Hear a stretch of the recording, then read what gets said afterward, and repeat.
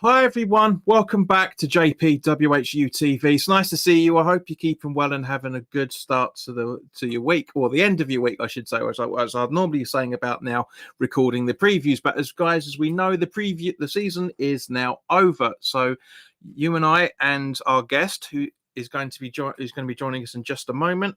Spoilers for those that watch along for the Ipswich game knows whose it is. But as always, guys, this video is sponsored by the channel sponsor 3retro.com. Oh, it's not working. Typical. 3retro.com. Yeah, no, hello, video. Anything?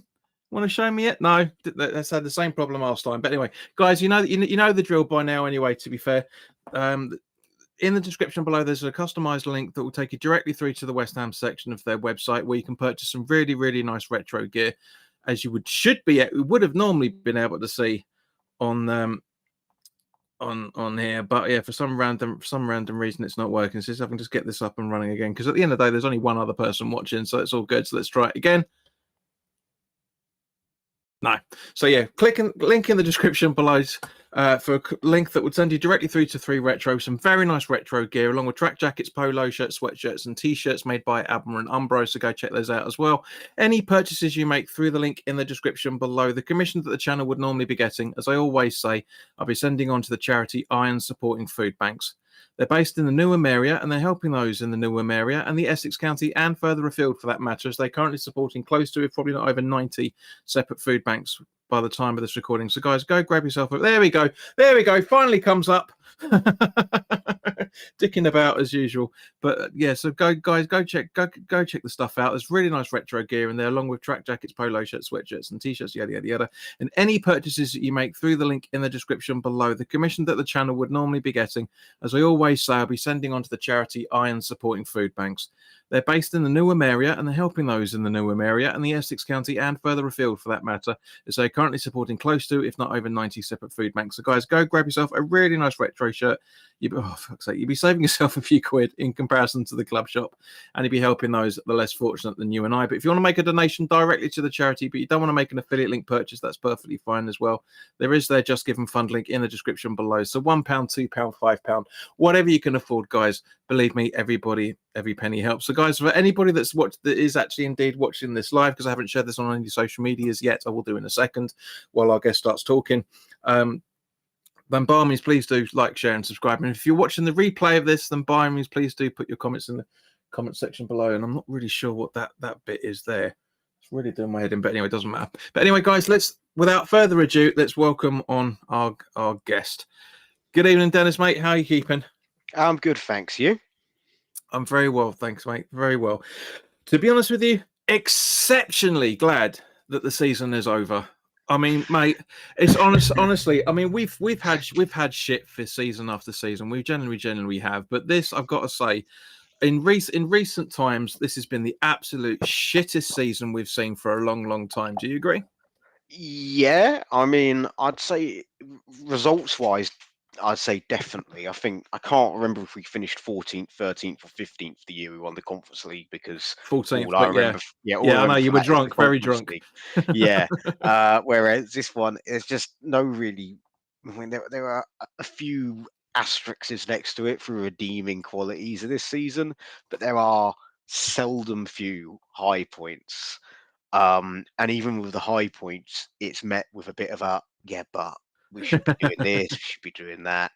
It puts into perspective the recent failures of of seasons gone by, and even going far back as Pellegrini and Bilic, of how bad it can actually go when you mess things up. But we'll no doubt unpack Pandora's box throughout this video. Oh, mate, absolutely 100%. But yes, apologies, guys. For those that were watching the live stream, this is brand new technology that I'm using, because what I was using beforehand was Skype, that is no longer existed as of typically last week. Otherwise, I would have been using it for this. But yeah, so. Yeah, so then let's just start off by normally what we would normally do is talk, as everybody knows, we're going to be talking by month in term, rather than week by week, as we did a couple of years ago. But last year, when you were on, we did the month by month breakdown.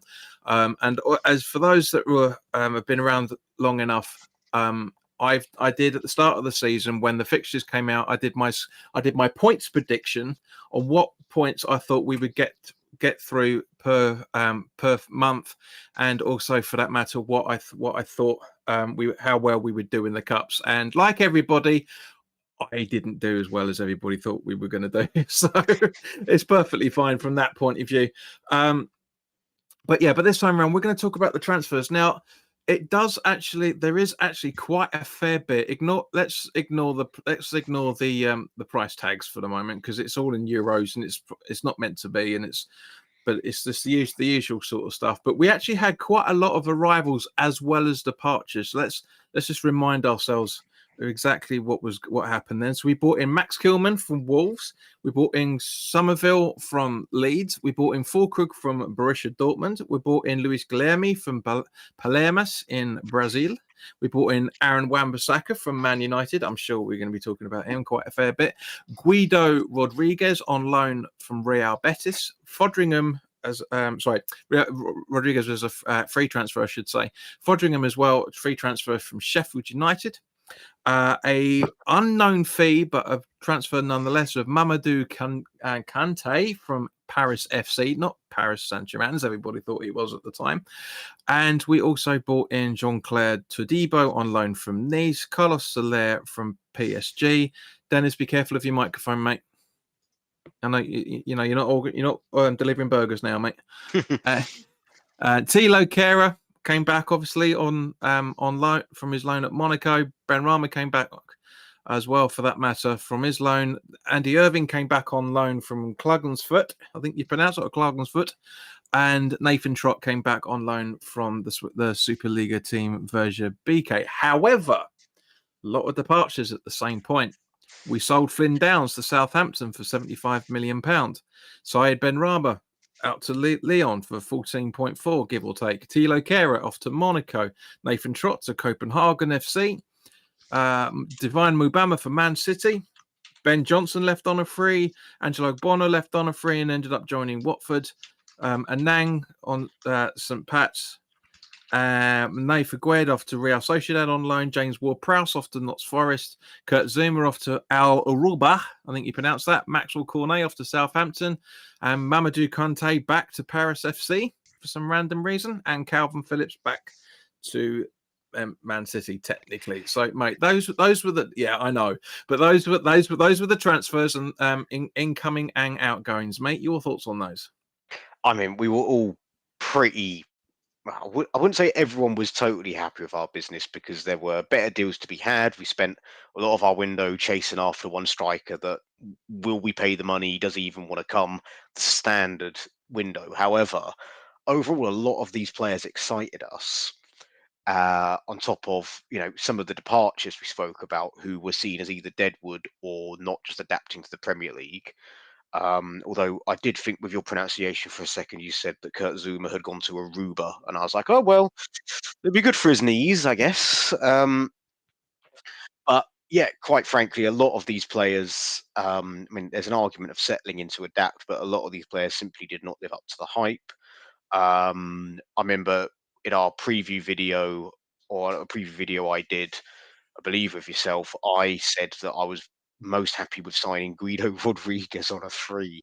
We finally got two DMs that are capable of playing at that level. And apart from one game against a Man United team that didn't want the ball, he's been pretty dreadful. Although, interesting stat, he has more assists than Paqueta this season for us. But yeah, I mean, apart from Kilman, Somerville, and Wan-Bissaka, none of them really impressed too much. I mean, okay, Fulkrug was a bit of a game to come in and having a striker, but as much as I'm a bit of a mark for him with my bias towards German players, I think that was an element of just having an actual striker on the pitch that wasn't Danny Ings for the first time in months made a difference. And that's no disrespect to Antonio, but Antonio is a winger turned into a striker. I'm talking striker's instinct, which you could definitely see Fulkrug has. Gilherm, or however you pronounce it, always second half of the season, especially under Potter, really impressed me when he came on. Thought he should get more minutes and really hope he develops next season. Yeah, I agree it was a bit of a crazy signing, but he with the right development, maybe some first team football next year, first half of the season and alone, depending on what goes on, could end up being a good player for us. And Somerville, it's just a shame he got injured when he did, really, because the big thing we lack, or two things we lack in the team, which will come sooner. Number one thing is pace, and he has that in spades. And I think he'd be a real game changer in this Potter system as a sort of a wing back winger. But I'm sure these are trends and things we will talk about later. So spoilers. As the way it is well. But as Brain was saying there, mate, thank you, Brain. Thanks for tuning in, mate. The Spurs support has been with us since basically COVID, but it's a quality bloke. Really is a good lad. One of the few tolerable Spurs fans, I must admit, but it is what it is.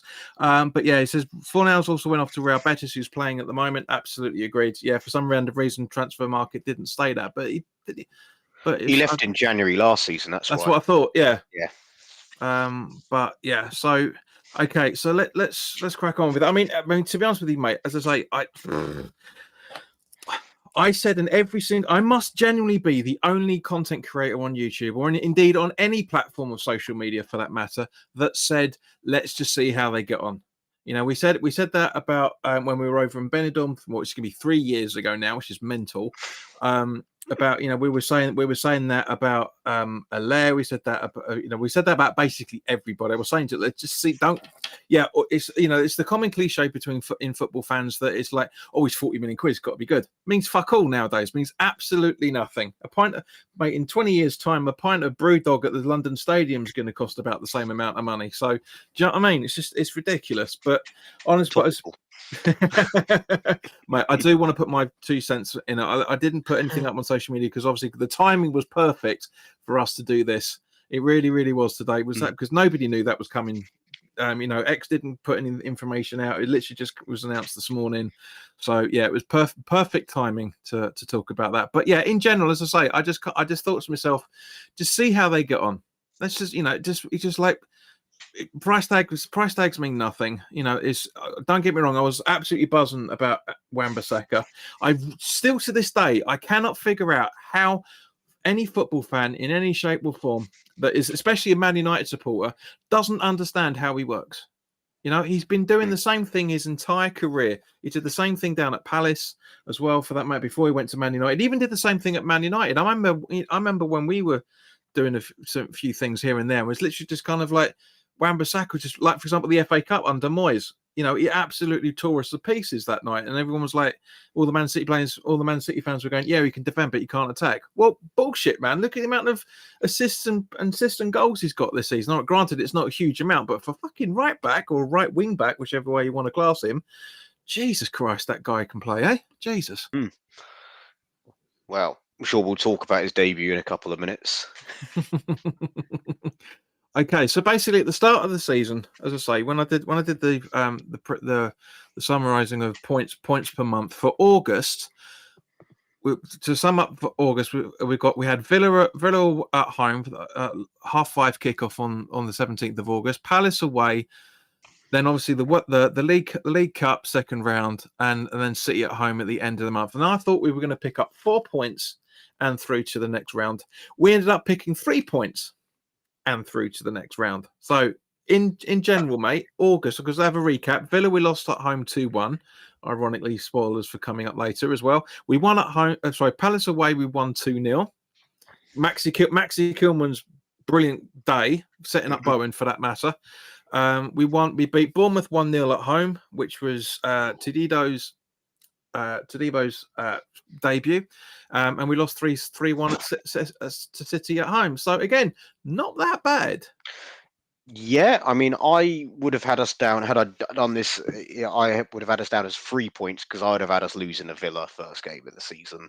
I was just like, new manager, first home game of the season. First game I took my girlfriend to as well. We're definitely losing. And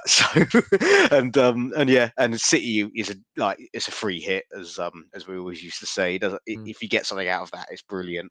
Palace, I just thought we were going to beat them because it's the ground we done quite well at until the last 2 times we went under Moyes. But yeah, and Palace was a really noteworthy performance because I'm going to say this with chest.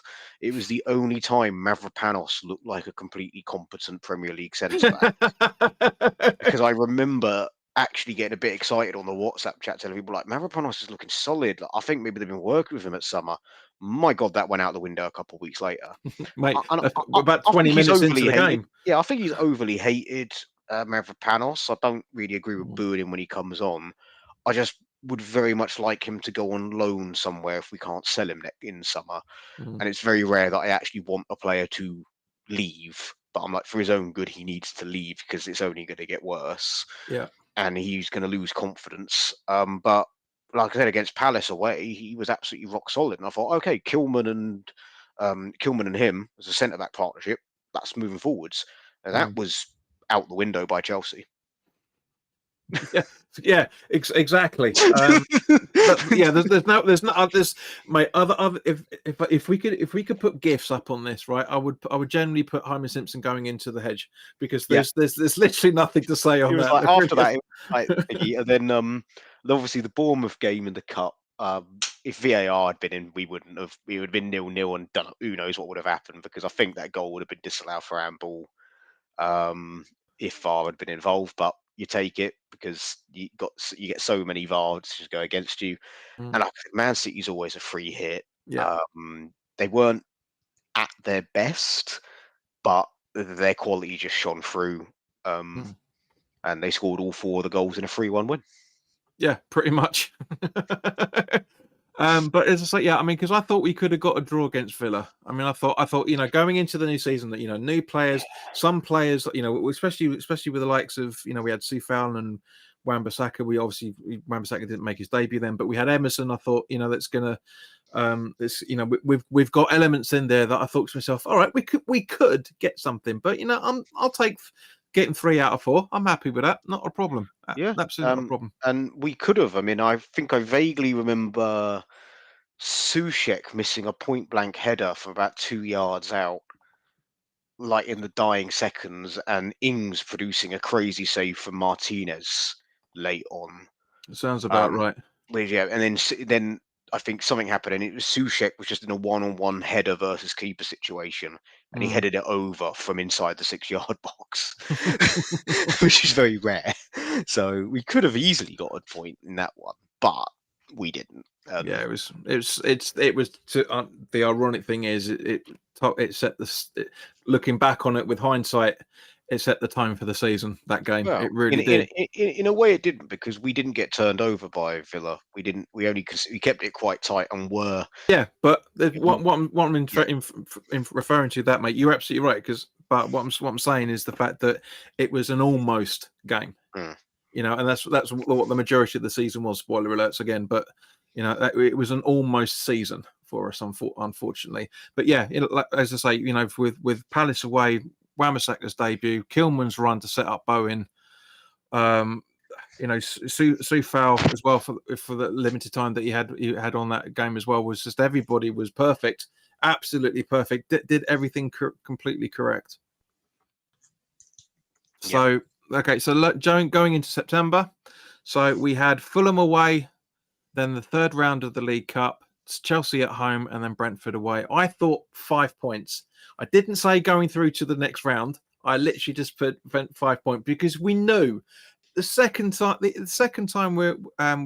third round when the second game for West Ham in the League Cup is always either Arsenal, it's always either Liverpool, or it's going to be somebody that's going to be really, really irritating to play. And it was. We got Liverpool. Yeah. I mean, I was at the game in the away end. I managed to get a ticket, and I was up there anyway for something else. And honestly, at 2-1, we were still very much in the game. And then they got there. I remember they scored the third after we should have got a corner, and the ref gave a goal kick. And then at 3-1, then Alvarez loses his head. Next time he loses, it was Salah. I'm not sure who it was, but he lost someone and just took them flat out. And then that was the game over. But we were, for about 55, 60 minutes, we were very much in the game. Yeah. And controversial comment of the video, I'm going to make an argument for Danny Ings' equaliser against Fulham, and I'm being deadly serious, being my personal highlight of the season because of the euphoria that brought. Because Fulham should have been 2 or 3 up, and it's the one time I think I felt actually like I'm being genuine. Like there were other good moments in the season, but you were never absolutely buzzing for a goal. Really, No, agreed. No, agreed. Because like Man especially United away, what the happened opener against Man United away, possibly, but other than that, you were never just, oh my god. No, given the drubbing that we'd got in Fulham a few months before that, we were very, very. I was very, very happy with that point. I predicted in September. I predicted 5 points. So as you hinted at, 1-1 at Fulham away. We lost 5-1 to Liverpool. Understandable. We lost 3-0 at home to Chelsea, and we drew 1-1 with Brentford. So 2 points. Not bad from a West Ham perspective. It's not great. We should have had it. We should have maybe had something a little bit more than that. But again, setting the tone for the just nearly there season that we ended up having. And the Chelsea game was like the wake up call. I've been coming out of that game, and it was an early kickoff as well, if I remember, and it was just like, well, okay. And the City, you kind of given a pass. Chelsea, it was like, I mean, even then we'll come on to another result, two results in the next 2 months that really drove that home. But it was kind of like, look, okay, we narrowly lost to Villa. We beat Palace convincingly. We lost to Man City, okay, and we were bad, but we didn't get turned over 5-0 this time against Fulham.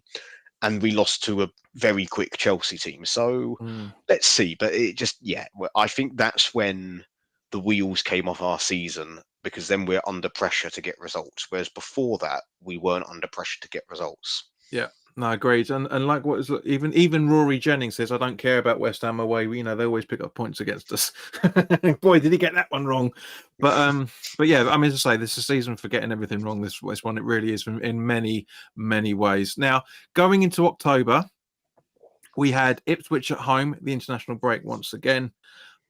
Spurs away and Man United at home. I thought we were going to pick up 5 points out of this. We ended up beating Ipswich at home 4-1. We lost to Spurs 4-1, but we won to Man United at home 2-1. So we got 6 points. I was happy with that. Very happy with that. Your thoughts, then?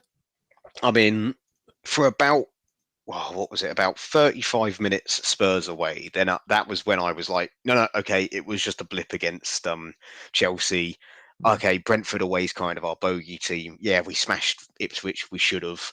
And the Spurs, and then the inevitable, we know what happened at Spurs in the opening 15 minutes of the second half. Everything just fell to pieces. Oh, 100%. Absolutely everything fell to pieces. And Ipswich was I think Ipswich was probably the one time where I actually give Pellegrini some credit, because I feel that game, and I'm not one. Pellegrini, you mean Lopetegui? Sorry, yeah, Lopetegui. I've got Europa Conference on my head. The Lopetegui is that in that game, I genuinely, as you know, I'm not bothered by style of football. Any feelings of Moyes, it's time to go, was not because of how we played. I don't care how we play. If we win 1-0, we still win 1-0. I don't care. It's the results that matter. But this is one where I feel that under Moyes, at 2-1 at half time, we would have sat back and invited Ipswich to counter or to press. And instead, we went on the attack second half and got that early third goal. That result, that under Moyes, that very easily becomes a 2-2, in my opinion. And it's the only time I'm ever going to go, Moyes bad, different good. It's the only time. It's the only time. Joey doesn't share food. Yeah. It's the only time this season I'm going to say really anything negative about Moyes. Which no doubt this will now just get clipped up and be taken out of context. That's the one time where I was like, okay, Lopetegui's doing stuff differently and it's better. It's the only time I'm going to praise Lopetegui this season in this video as well. So. No, I mean, obviously we didn't talk about Lopetegui, but to be honest with you, I'm sick and tired of it. I mean, we'll talk about it at the end of the review. But Jonathan, hello mate, good to see you. Hope you're keeping well. Geordie. Brain says Lopetegui defensive setup was very leaky. Yes, it was, Brain. But yeah, the style of play. I mean, again, Dennis, I remember saying to you, and probably be the euphoria of beating Ipswich. But I do remember saying to you and Bill at that point, he says again we could like it was with Pellegrini with that Everton away game. It was like you can see what Lopetegui's trying to do. It's just there's something missing, but I'm liking what I'm seeing. It was a lot more expansive. Yet ended up conceding a lot of goals, as Brains has intimated at that. But yeah, it was looking pretty good. It was looking pretty good. Unfortunately, but again, it was just like I still think if the situation was slightly different, I think Lopetegui would have done better. But There's a few things. There's a couple of results we'll move on to later, which I'm like, mm, if only that had happened, yeah, would he have survived, and would we now be talking about he needs another window? But obviously, before we move on this month, there was also our first El Sacico, mm-hmm, which genuinely, unlike others, actually did result in a sacking. But mm. for United, where I thought they were going to shit house a point when Casemiro equalised, I went, here we go. But then we got a penalty that should. At the It's time, we were buzzing, but yeah, mm, when I watched it back, I was like, I'm not sure about that, mate. no, And it was mate, I mean, David. It was I mean, David Coote that gave it. And I'm not gonna jump on him because he's already been through the ringer. But with everything that came out recently, it's kind of like, okay, this adds more shade to this. mate, That at the time, I was like, I don't think that's a penalty. I was one of the few people in the Bobby Moore low. It was like, no, no, no, no, no. And then I watched it, and then obviously it was awarded, and it was a great penalty. It was taken, of course, by Bowen, but and then got home and watched the highlights the next day. And was like, yeah, no, not a chance. But yeah, I know what you mean. It's the euphoria of getting something against Man yeah. United. And Somerville's, as far as I'm aware, only goal this season. And it was Yeah, yeah.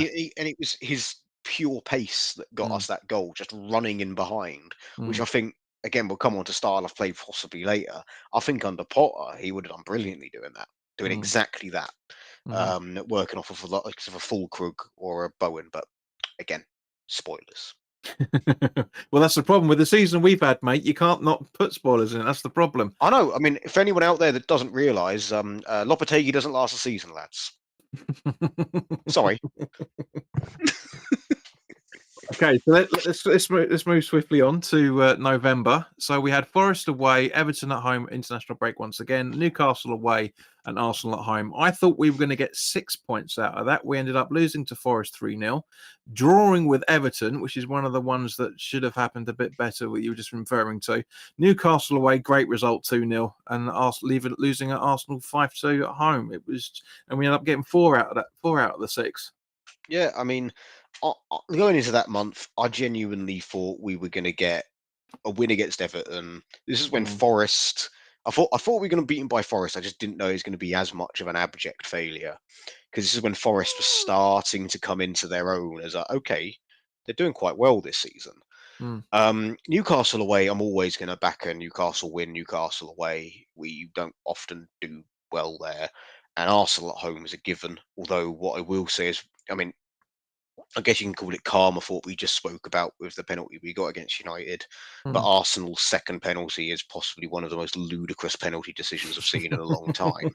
Like I actually At least up forgotten. until that point, anyway. Well, I'd forgotten about it until I'm talking about it now. But no, Yeah. You're right. The Everton game is one of the ones I was referring to, because if Danny Ings had a shot that Pickford had no right saving, it was buried in the bottom corner, and he Mm. got a fingertip to it, and I think tapped it onto the post, like Correct. dying seconds. Mm. If that goes in, that's one of two results that I think if that just happens, then I think Lopetegui has enough credit in the bank to survive January. Yeah, agreed. 100%. As I say, because it was. But the thing with Forest was it was when it was when it wasn't for this specific month. I don't think. Well, I think it might have been October when Charles brought down John Stones Jr. That night. We would. I think I can't remember if he turned up by then. I'm not 100% sure, but I remember definitely talking to Bill in when we were in the King Edwards, sitting in the back going. The reason why Forest are doing so well is because of Santo. It's as simple as that. You look at what he did. Look at what he did at Wolves. I mean, the stupid thing is I mean, yes, all right, everybody was basing on Spurs, but as we know, Spurs is one of the most toxic clubs to manage. So it doesn't matter who you are, really. Unfortunately, they brought in some of the world's genuinely over the years. Have brought in some of the world's best managers, and have done, and they did bugger all for close to 2 decades. From that point of view, but obviously, with the exception of getting to the Champions League Cup, Champions League final with Liverpool in 2019, but that's the rest of it. But as as I say, it was just. But Forest have gone on to show at the time, and everybody was saying, including all the world class footballers that are now pundits, were going on to say that Forest are going to get relegated right at the start of the season. But the stupid thing is now that there's a very good chance that DeSanto is going to walk away because of how he's been treated over the last couple of months, and they're playing in Europe. Yep.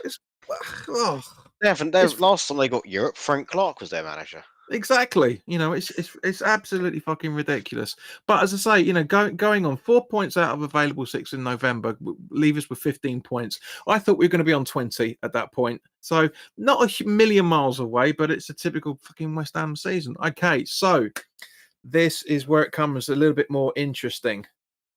Coming up to December, we had Leicester away, Wolves at home, Bournemouth away, Brighton at home, Southampton away, and Liverpool at home. I thought out of those 6 games, I thought we were going to pick up 11 points. What actually happened? Not that far off. Lost to Leicester 3-1, as we did at the end of last season as well. Beat Wolves at home 2-1. Draw with Bournemouth away. Drew with Brighton away. So Brighton at home, 1-0 at Southampton, as we normally do over Christmas, just over the last few years for some random reason. And lost to Liverpool at home 5-0. So we picked up 8 points, putting us on 23, where I thought we should have been around about 31. Your thoughts on that, Den?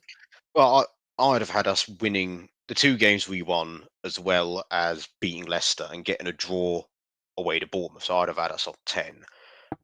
Like I said, Bournemouth is the game where if we hold on, because there's that quality free kick by their Turkish striker. What's his name? No idea. Unal. He scored a quality free kick. If that doesn't happen, and that's another 1-0 win, that's 4 more points we had at the time. So if you then have the 2 heavy defeats we had, one we've mentioned to Liverpool, I think that he gets another couple of weeks, picks up points against similar points that we probably pick up under Potter, which is again spoilers for later, and he probably just rides it out. The Wolves game, again, second El Sacco, which again resulted in an actual sacking, which we're 2 for 2 this season. And we surely get a trophy for that, don't we? We won both El Sacicos. But, the 2-1 looks narrow, but actually we did have the ball in the back of the net 2 more times. We were very much always winning that game, pretty much. Leicester, though, going back to the beginning of the month, that was the game where I lost faith in Pellegrini. Done it again. Lopetegui. Sorry, Betis finals on, as you can tell by my shirt, who I'm rooting for. That was the game where all the other kind of defeats we've had were ones where I was like, okay, but we probably are losing today. Anything is a bonus. Leicester was the first one where I was like, and you look at what happened afterwards, like Leicester, one of the 3 worst teams to play Premier League, up there. There's only three. Let me just interrupt you there, Dennis. Yeah. One of the worst teams to get relegated that were in the Premier League. There were teams that could have got relegated if not. Oh no, I'm talking like of all time. Like the 3 that went down are 3 of the worst of their incarnations of that club that went down this season. It's absolutely ridiculous. Like the quality from those 3, and like they just took their chances. We hammered them. Like we absolutely hammered them. I remember that was an absolute freak of a result. And X was saying it as well. It's like, yeah, that's the kind of feeling on the board as I'm saying, is that it's an absolute freak of a result considering the chances we had. We had a goal disallowed. They had a goal controversially allowed. And like they had 5 chances and scored 4 of them, or 3 of them, sorry. Whereas Liverpool, that was where people behind me, which no doubt knowing my luck are probably subscribers of yours and watching, one of them said it. They were saying it was the worst they've ever seen it, and I'm like, as bad as it was, I'm still going to argue it's not as bad as some of the stuff we've seen over the years. And Liverpool were very good. I'm not going to say they were world class because they were very consistent and very good. Mm. Whereas I'd argue the performance against Chelsea was far worse, that we lost 3-0 because Yeah. Chelsea were just running circles around us. Hmm. But that was kind of the feeling of like, we've kind of hit rock bottom. We can't actually do any worse by the end of this month. And you went into the new year thinking, right, could we go down? Because Wolves have just replaced their manager. Okay, Leicester didn't capitalise on that win first win, technically under Van Nistelrooy, even though it wasn't him taking charge. Mm. We're like, are they going to have a bit of a bounce now? Like, are one of these two going to catch us? And that's what everyone was worried about. So even though this month was, I think, our biggest points haul of the season, we got 8 points in that month. Yeah.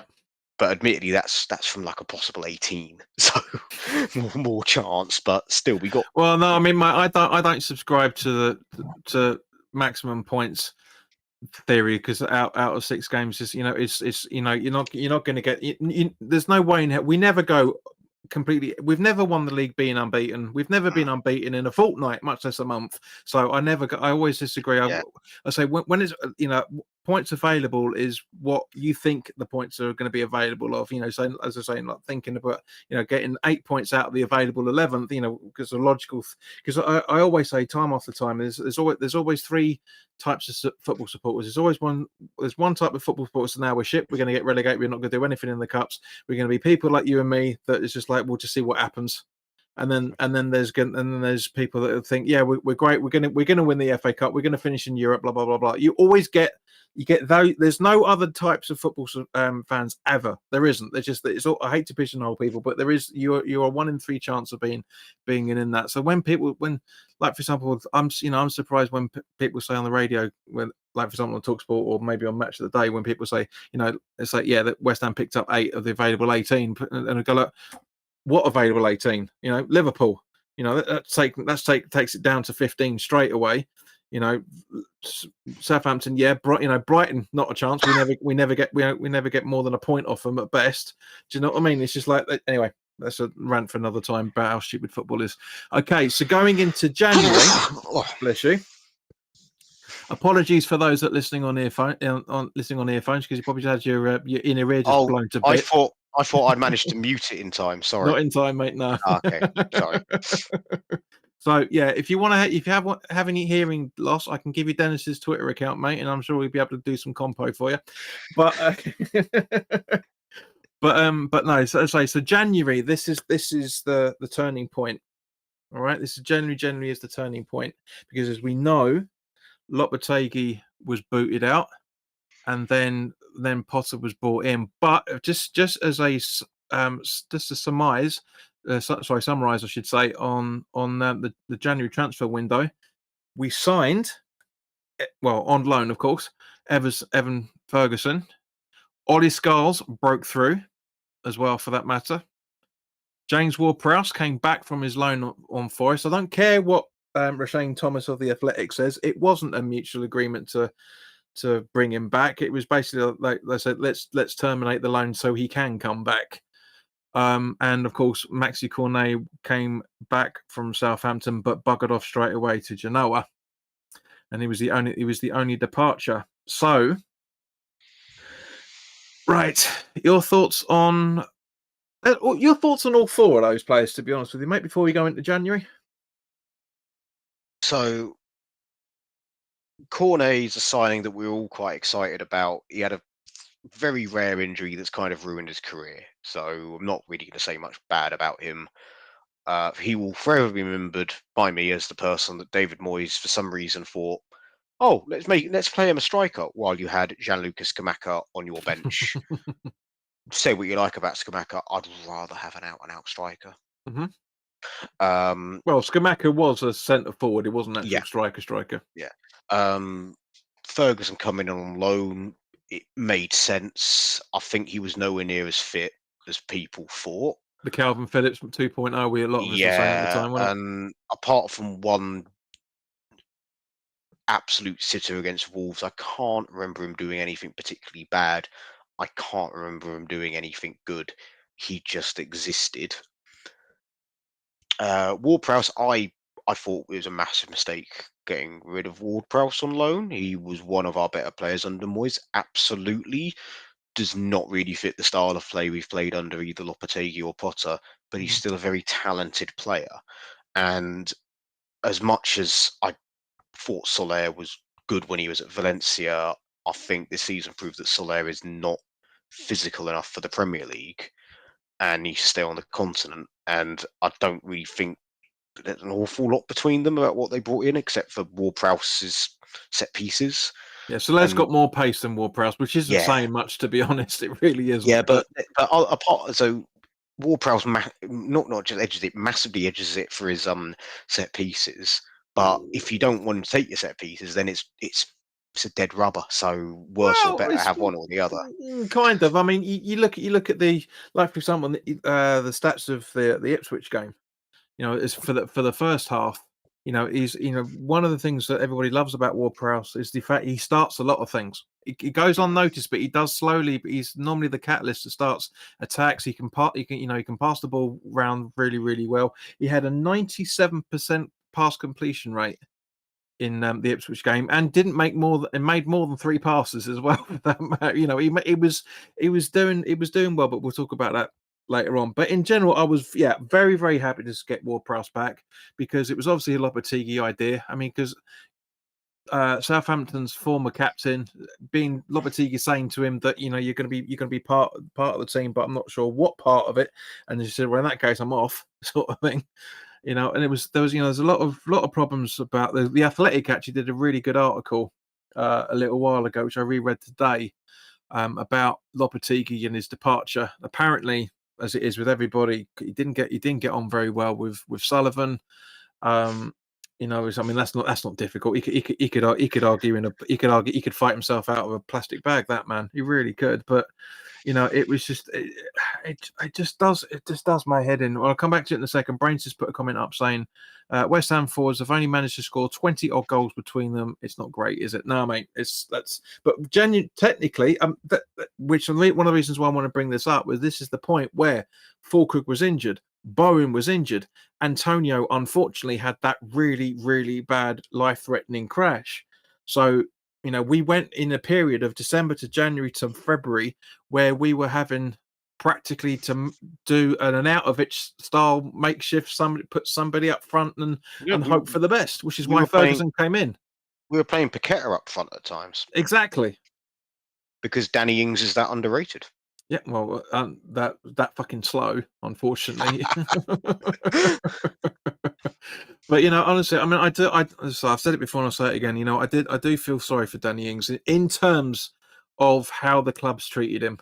You know, because granted, you know, everyone's going to say, "Oh, what are you talking about?" JP he was on 120, 125 grand a week. I'm not just saying about that. It's just the fact that he was never utilised properly under either the all 3 of the managers that he's played for. But you know, we know the reasons why. The move was 9 years too late, unfortunately. But in general, I was very happy to see Ward-Prowse come back. Very happy to see Cornet go, because I thought, I agree with you, mate. He doesn't really offer all that much. He's not, you know, he's lost his pace that he had when he was at Burnley and everything. You know, he showed it, glimpses of it with us in his first season with us, but it made sense, made complete sense. Okay, so go into January. We had go on. Oh no, I thought you asked me to go ahead. You go ahead with the score. Sorry. Okay, so going into January, we had City away, 3rd round of the FA Cup, Fulham at home, Palace at home, Villa away. I thought we'd pick up 7 points on that. What we actually did is we lost 4-1 to City. Ironically, losing 4-1 on the 4th of January. That joke could be lost to a lot of Americans. But yeah, so that was the week that Lopetegui left and Potter was brought in. We lost 2-1 to Villa with Potter's first game in charge. We lost 3-2 to Fulham. We lost 2-0 to Palace, and we drew with Villa away in the league 1-1. So we only picked up 1 point in there. But what I will say on that was down to the fact that it's just popped out of my head now. What was I going to say? It'll come back to me. But yeah, so Dan, give us your thoughts on the FA Cup And obviously that was Ollie Scholes' first proper debut and got man of the match for 2 games consecutively. Actually, go on. Mhm. I mean, yeah, as I said, I think again, going back to what I said about if Lopetegui had managed to survive with those 2 extra wins in the bag, Mm. I think he gets similar results. I think the game that is overlooked is I think Villa away we should have won. We had a terrible opening 15 minutes, but What actually you mean? we What were you mean? The FA Cup? no, sorry, in Or the league. the In league? the Okay. league, Uh-huh. sorry, should have clarified. We should have won that one. The one in the FA Cup, I think that was like again, it was a free hit. Potter's first sort of game in charge had only been in charge about 2 20 minutes. days. 2 days. Literally 2 20 days. minutes, I was going to say by Yeah. that Yeah. point. Pretty much. They score from a corner that was not a corner. Again, maybe karma for that penalty we shouldn't have got, and that handball against Bournemouth, it Mm. balanced itself out a bit. But I didn't really know what to expect. The only thing I was mainly annoyed about that Villa game was the injuries we picked up because we had Mm. Bowen injured in the Liverpool thrashing. Yep. And then we lost Fulkrug and Somerville, and it's kind of like, great, the 2 players that you want to see play under a new manager. I think it's one of the 2 Fulkrug's first starts, if I remember right, wasn't it? It was something like that. I think Fulkrug's first start since his Achilles injury, definitely. I don't know if he Mm. started a game before then. No, I And don't then think so. Yeah. yeah, and then we had City was kind of it's a free hit away, and Fulkrug scored a good goal, fine. But that game apparently we could have been 2-0 up quite early on. And it goes back to something we used to say about Moyes. I'm breaking my promise. I'm mentioning Moyes for a second time. But there is a very good reason for it. Is he can't control mistakes on the pitch or No. missteps, and similar to Lopetegui. So that's where I do have some sympathies with how it not the overall management of the team, but how it ended. It Mm. ended after a thrashing from the only consistent good side in the Premier League Yeah. in Liverpool, with a player playing out of his skin for his final big contract in Mo Salah, Mm. then losing away at the Etihad in a game where we could have scored 2 when it was 0-0, and then I can't remember if it was an own goal or if it was just an absolute calamity, but yeah, it was. It was a Kufal own goal to finally put us Oh, 1-0 that down. God, yeah. Yeah, and Forgot it was an about that. absolute calamity of an own goal. And then Haaland happened. Mm. So, I have some sympathies about the bit that it ended and how it was handled, how it was leaked to the press, and how he was taking training in the were they hoping he would quit because of how he was being spoken about to not get the compensation? Is the only logical, I'm not saying that's what they did, but that's the only logical thing I can think of, because like, why would you it was leaked or got out of the club, Mm. and a leak of this magnitude, surely they have to know it's getting out, that yeah, it looks like he's going to go, and yet he's taking training the next day, and it's kind of like, what's Well, happening? well, mate. If you remember, he was taking training for 2 days. Mm, Well, 2 mornings, I should say.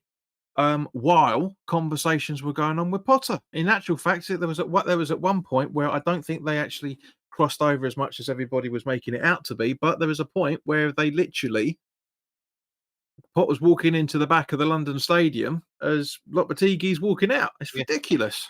um and yeah, and then results, back to the fact of the results. I think other than Palace at home, there's no real complaints to be had. I mean, Mm, Fulham at home was a fortunate win because of 2 goalkeeping errors, but we're kind of finding our feet, and I think their second goal was relatively fortunate. mm, Palace at home, it was like, yeah, Palace should have. I'm not saying we deserve to win. It was more one of those, what is happening? We haven't improved even in the slightest. I know he's only been in charge 2 weeks, but this was as bad as we would expect under Lopetegui. mm, And then it follows up with a Villa game away from home, where it's like, actually, we probably should have won that one. So mhm, Villa was mhm. kind of where I started seeing differences in the team. The Palace game, it was like, we were optimistic after beating Fulham, going like, yeah, go on, we'll beat Palace now, do the double over them, and we got turned inside out by my boy Mateta. Good job he was in my fantasy team that week. Yeah, and it's just a shame he wasn't. You can't pick up points for the FA Cup final. But yeah, Brain says West Ham Fulham was a good game of footy. One of my favourite matches. Watching the Hammers, Fulham were absolutely all over you. You didn't tell me that at the time, mate, did you? Huh? When we did the watch along for the Villa. But yeah, no, honestly, and what just remember what I was going to say now. Just chalk it down that Lopetegui up until basically January. So we're looking at 4 months into the season, 4.5 months into the season. He only picked up 23 points. Now just remember that, and we'll talk about the tally between January and May. But in general, yeah, I agree with you, mate. I was disappointed with some of them. Again, we could see what was going on. We could see what Potter was trying to do. But as I always say, results are 90% the players and 10% the managers, right? That's because once they step out onto the pitch, the managers got absolutely no control what they're doing whatsoever. And of course, it's understandable that one of the first things we noticed at that Villa FA Cup game was just out the fact that Jesus, they know what they're doing now. You can see there's a game plan. Whereas with Lopetegui, it was kind of like, okay, are they trying to do that? Oh no. Okay, 5 minutes later, we're trying It to do was something else. what under Lopetegui it reminded me of. I just remembered now because I thought of this when I agreed to come on. What watching football under Lopetegui reminded me of. For people out there that have seen the film, there's only one Jimmy Grimble. It's the bit where Gordon's dad just tells them, "I used to play for Crew Alexandra. I know football. Let me take the team talk." And he said, "Give it to Gordon. Give it to my son." And that was his tactic, which is give it Gordon, give it Gordon, give it to Gordon. And it's like that was basically Lopetegui was a give it to Bowen, give it to Bowen, give it to Yeah, Bowen, give it to yeah, Bowen. He'll do something. That was basically our tactic for yeah. 5 months. To be fair, to be fair, as it was with Moyes as well, for that matter, that was Moyes' tactic as well. Oh no, Moyes was give it to Paqueta. Nah, I'm joking. just change the player. But yeah, no. Yeah, Villa was the way I saw. For me, I saw the difference in performance. Villa away. Yeah, we all did because, like I say, we could see that there was cohesion, there was understanding between each other. Paquetá was playing like he first joined for 40 or 50 minutes, and then went back to his usual diving around as rolling about like he's been shot in the head. And then, okay, so let's go into February.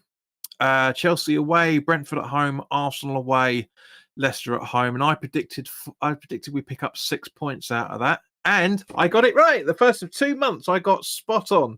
We lost 2-1 to Chelsea, 1-0 to Brentford, lost 1-0 to Brentford, won Arsenal away 1-0 as we all remember, and beat Leicester at home 2-0. So 6 points out of that month. Thoughts, then?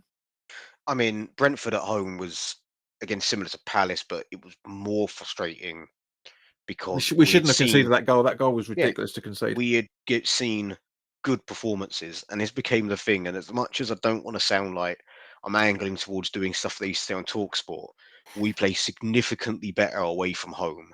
At home, everything that works away just goes to crap.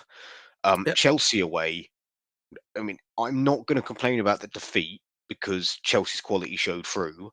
I absolutely. felt, but equally, I don't think we deserved to lose that game. We played No. so well for about Mm. 65 minutes, and it was inevitable they were going to score. The But only we thing I'm going came this close to to, going unbeaten. This close. We really did. But yes, uh, you're right. The last 15, 20 minutes of yeah, the two games. and Wow. then Arsenal away. That was just funny. That was just funny. Russ, It's are you watching? once again, Bowen again, or whatever they were chanting. But it's just, you know, Arsenal once again giving it large about how they're going to empty the stadium at home. And to be fair, they did turn us over. And then when we go to theirs, we Mm. absolutely shithouse a result.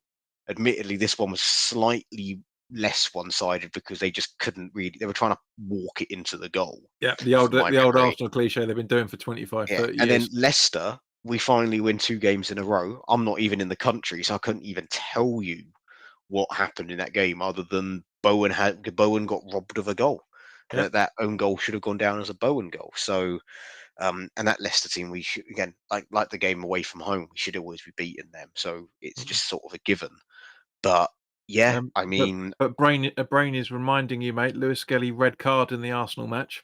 yeah, I know, but that's just First how of much. two, wasn't it? And that's because Kudus was through on goal with near Yeah, enough an open goal, absolutely. so it would have been 2-0 Mm. if he hadn't have done it.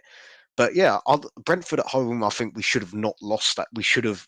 I'm not saying we deserved a point, but No. we shouldn't have been. We shouldn't have been in that goal. We shouldn't have conceded. We should have cut that out, Mm. and it probably should have been a goalless draw. I think remember. I can't put my finger, but I specifically remember everyone was really annoyed with how we set up that game. And it was similar to the first half against Bournemouth, Mm. where we had to change it in the second half, but it was just too late. Mm. Yeah, no, I agree. I agree. Yeah. I mean, for those that understand more than 5 sentences worth of football, wouldn't have really been all that pissed off with it. But yes, there were questions, 100%. I remember, everybody was asking questions, but that's the point. He was just kind of like trying to figure out. I'd rather him Mm. do stuff where he's trying to figure stuff out than just be arrogant and just keep it to 70, 80 minutes like Moyes used to do. And so there's my Moyes reference out there for you. So okay, so going into March, Newcastle at home, Everton away, League Cup stroke international break stroke FA Cup. So out of those two fixtures, I thought we were going to get 4 points, and we did get 4 points. Just the other way round that I thought it was going to be. I thought we were going to lose. I thought we were going to draw at Newcastle and beat Everton, but it was the other way round. We won 1-1. We drew 1-1 with Everton, and we beat Newcastle 1-0 away. So basically, We lost. out of Sorry to correct you with your video. mm, We beat them away in November. We lost 1-0 at home to Newcastle in this month. lost. Sorry. Yeah. Yeah. No, you're right. So we got 1 point in that game So so yeah. in that month. Yeah. Yeah, no, that's fine. That's fine. But okay, so yeah, you just have to spoil it for me, don't you, Dennis? Sorry. And that's fine. It's fine. No problem. I knew there'd be a mistake here somewhere. There's always when you're doing all this stuff, there's always a mistake somewhere. But yeah, I mean, as I say, it was frustrating because even with it again, we could that Everton game we could have just nudged. We really could have nudged and got the 3 points out of that. Yeah. I mean, it was a tight game. We were Mm, relatively fortunate to be ahead, but we just couldn't grind it out. And then from that moment on, that became kind of a recurring theme for the remainder of the season, that we would always concede a goal in stoppage time when we looked like we were either going to get a point or a win. And a Newcastle game, I'm not saying worst performance in the sense of getting battered, because that for me Chelsea, but overall mm, that was the worst game of football I've seen at the London Stadium in a while. And this is where I go on about style of play. Like, I've never been bothered by it. However, people that were complaining about it, the style of play has not improved under Potter, and I'm more of a results person. mm, However, it nearly worked. We nearly got a point against a Champions League runaway team. That I think at that stage that was when they were on a huge run to make top four or top yeah. five in this case. Mhm. And the way the final one, it nearly worked. And then Everton, we should have held on. We VAR helped us out by overturning a penalty in the first half, but equally Mm. we were relatively fortunate to be in a winning position. It was not comfortable, and I think that game had draw written all over it. Yeah, no, 100% agreed, mate. So yeah, so let's go into April, where it was Wolves away, Bournemouth at home, Liverpool away, Southampton at home, and Brighton away. I thought we were going to pick up at least 8 points out of that. We ended up only picking up two. We lost 1-0 to Wolves, drew 2-2 with Bournemouth, lost 2-1 to Liverpool, drew 1-1 with Southampton, and lost 3-2 to Brighton. My word, this was yeah, one of those months where you have as a football fan, and it's just like, oh well, I just do. How much do you really care anymore at Mm. this stage? We know we're safe. Like, yeah, we lost to Wolves, who were coming out of the relegation battle. But you know, if the games had ended on the 89th minute, and include that Everton one just before, we'd be looking at finishing closer to the top half of the table. But it didn't. That Southampton game, we needed to kill it off, and Fulkrug's rant at the end of it was everything we were thinking. Mhm. Bournemouth, if we had started how we lined up in the second half, I think we win that game. Um, Brain agrees with you. He said another good game against Bournemouth. West Ham should have won that. Yeah, and I mean, yeah, okay, you can't control Ariola's brain, and he made a mistake. But you know, if we had set up properly, set up how we were in the second half, I think we'd have won that. Wolves away we were always losing that game. We beat them at home, so we're going to lose from away. That's kind of how it works with that. Liverpool, possibly our best performance under Potter, despite losing. One top three Yeah, definitely. second half, I think we were the better team. It's typical that our goal was actually an own goal, but and I'll say it, but I think if we scored that Van Dijk goal, it would have been disallowed. Well, exactly. Well, that's I think the fans influenced that decision. Yeah, and As happens at the big teams. I mean, technically, it's a double own goal because it bounces off what's his name, goes into the back after Van Dijk hits it down. But yeah, no, it was again the story of the season that month, just nearly there, but not quite, unfortunately. And then going into May this month, we had Spurs at home, Man United away, Forest at home, Ipswich away. I thought we were going to pick up 8 points out of that, which would have put the grand total on 64 points. So us finishing sixth. As it turned out, we would have finished seventh. However, I came damn close because we actually got 7 points out of May. Drew 1-1 with Spurs, as we know. Did the double technically over Man United. 1-2-0. Forest at home, we lost it 2-1. Ipswich away, last game of the season on Sunday, and we won that 3-1, picking up 7 points, ending the season on 43. But before we go, actually, no, go on. You give your thoughts on May before we go into it. Well, Spurs, we probably should have won if Bowen had a diving header that Vicario had no right to save, and he still managed to save it. It was a ridiculous save, and Forest at home, I've got no complaints about the result, but it was the single worst refereeing performance I've ever seen in professional sport. And because he gave. Just interject, mate. Sorry, and also it's the same referee that we had Chelsea at home at the end of the early in the season. Yeah, so. And like that's not saying that he cost us points or anything. The result was fair. He was just so inept. Like when both sets of fans are chanting at you, you don't know what you're doing, and you're not fit to referee. You are really messing it up, especially when there's goals being checked by VAR, and everyone's going, no, it's clearly a goal. Like, come on, mate. And admittedly, they came out afterwards. The technology failed, but all the other decisions he was making, like he went for people that weren't there. During stoppage time, when there's a corner, he stops play, trudges, like not even walks, he sort of trudges like he's in a World War I trench and yeeps towards our bench or the benches to book random coaches. And it's like, well, instead of wasting time, how about you just make a note of it and book them after the game? At the very end of stoppage time, there was a big scuffle because of a foul. And it wasn't just that. It was the decisions that were boiling everybody over a few minutes before that. But you're right. It was everyone was losing their temper. So what? There's literally no time left. We're in overtime and overtime. It was like I can't remember how many minutes added on, but we were 2 or 3 minutes over 11. That. Yeah, we're 2 or 3 minutes over that. What would a ref do in this situation? Blow up, then book people afterwards. No. He waited for it all to die down, adding on another 5 minutes of us waiting around, be like, what's going on? Are they checking VAR for something? Like, there's got to be a reason they're not blowing for full time.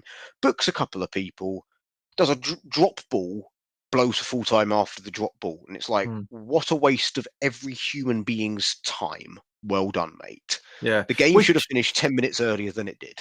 Yep, which is one of the reasons why Todibo absolutely launched at him when he booked him for that foul that wasn't a foul. Because I know there's a lot of stories this season about Todibo in terms of the arguments he's had with Potter, that he's had with Lopetegui, yada yada yada. But yeah, it's just in general, mate. It's just let me put it this way: we've kept 8 clean sheets out of 38 games. 8 clean sheets, finishing 14th on 43 points. So as we talked about earlier, Lopetegui picked up 23 points in his stint, and you can argue Potter a few games more than Lopetegui picked up 20 because we finished on 43 points. So this is the reason I was thinking about this yesterday, listening to Dave and X's podcast about the question in the question section, where one of the guys was asking which team would you take in terms of the positions? Would you defenders, midfield, goalkeeper, etc., etc.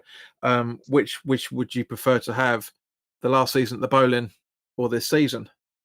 And there's got me, and there's a good argument that in terms of the move that happened almost 9 years ago now, that we've regressed over that 9 years, and yet there's a good argument, and the numbers back this up, that we've slightly regressed under Potter because he picked up 3 points less than Lopetegui did. So one win worth of points.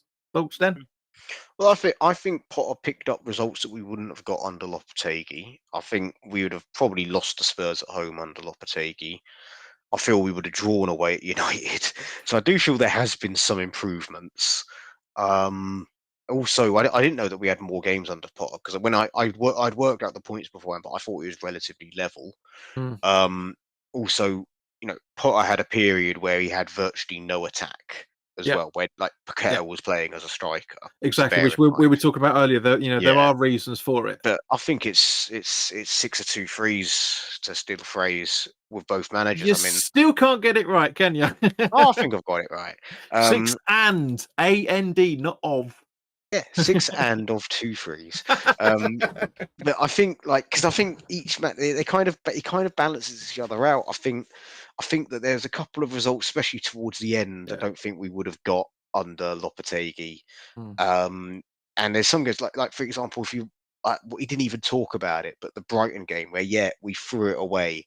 However, did you see the goals? They were absolutely crazy. The 2 goals we conceded in stoppage time. And it's just, again, it's two one of the three. Yeah, the 2 that we conceded late on, they were ones that I'm just like, well, that's going in or going in the stands from my memory. Because if I remember correctly, it was an absolute screamer for the first, like 40 yards out. Okay, I'm getting them the other way round. And then because it's Matoma's header, which is as great as it was. Thanks.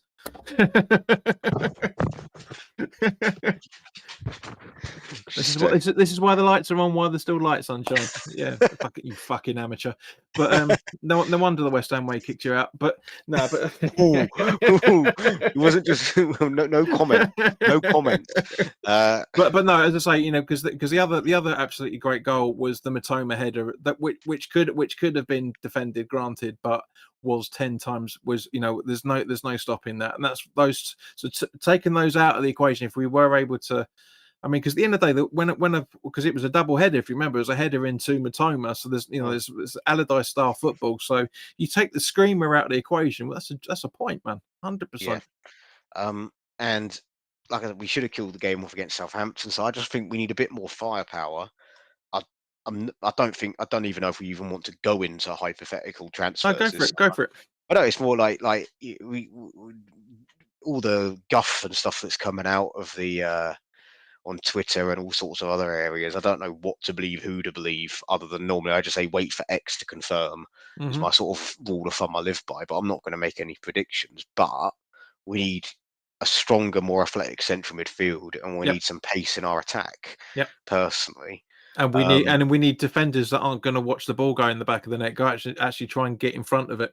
And a backup goalkeeper, because I don't think Wes Fodringham's a good goalkeeper, but I think at his age, with not playing first team football for a year, I'm not sure how ready he would be to come in if Areola does pick up an injury. For the odd game to come in and what I call do a David Martin, fine. As an emergency backup, you're not going to get too many better than Wes Fodringham. That's realistically out there. But I'd rather have a more prepared number 2. Yeah, that could come in and do a 7 to 8 game stretch. Well, mate, if you want a prepared number 2, you need to eat more fibre. Well, there we are. And like I said, I really hope we bring through some of the younger players. I think Potts and Earthy definitely deserve a shot after their championship exploits.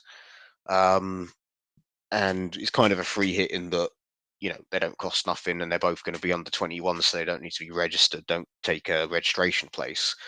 But I just think we need to be early, because already some of these marquee signings we've been looking at, according to people, you got Man City sniffing around them. You got Bayer Yeah. Leverkusen buying a Brentford player, which now means that the goalkeeper we apparently want is now going to Brentford, Kelleher at Liverpool, according Mm. to reports today. So Well, it's typical. We end up before we've even met to talk about transfers, other mm, clubs are already conducting their business. So this is kind of mm, why that clubs are already starting to conduct some early business now. mm. But yet we haven't even met to discuss transfers, and we might put some offers in July, and this is why we miss out on the manager's targets. Well, one of the we both know the reason for that, but at the same point, Potter did say that the Carl McLaughlin has been very very busy doing his diligence, and to be fair, if we are being linked to these players that are actually reputable sources rather than some Tom, Dick, and Harry going right, who's available for in West Ham's budget, like a lot of the time is, if we are the target just means they're being scouted, doesn't mean they're actually doing things. But if we're scouting the same sort of players as the bigger clubs, then that means that the recruitment department's doing their job right. No, Yeah, I'd say so, but it's just we need to make a move and bid for some players. I think yeah. sooner rather than later. Well, one of the reasons why is because of the wage structure. It's as simple as that. And don't get me wrong. Fabianski going, unfortunately, Sufal going, Creswell going, and Danny Ings going is going to weigh up a massive chunk of the available money next season.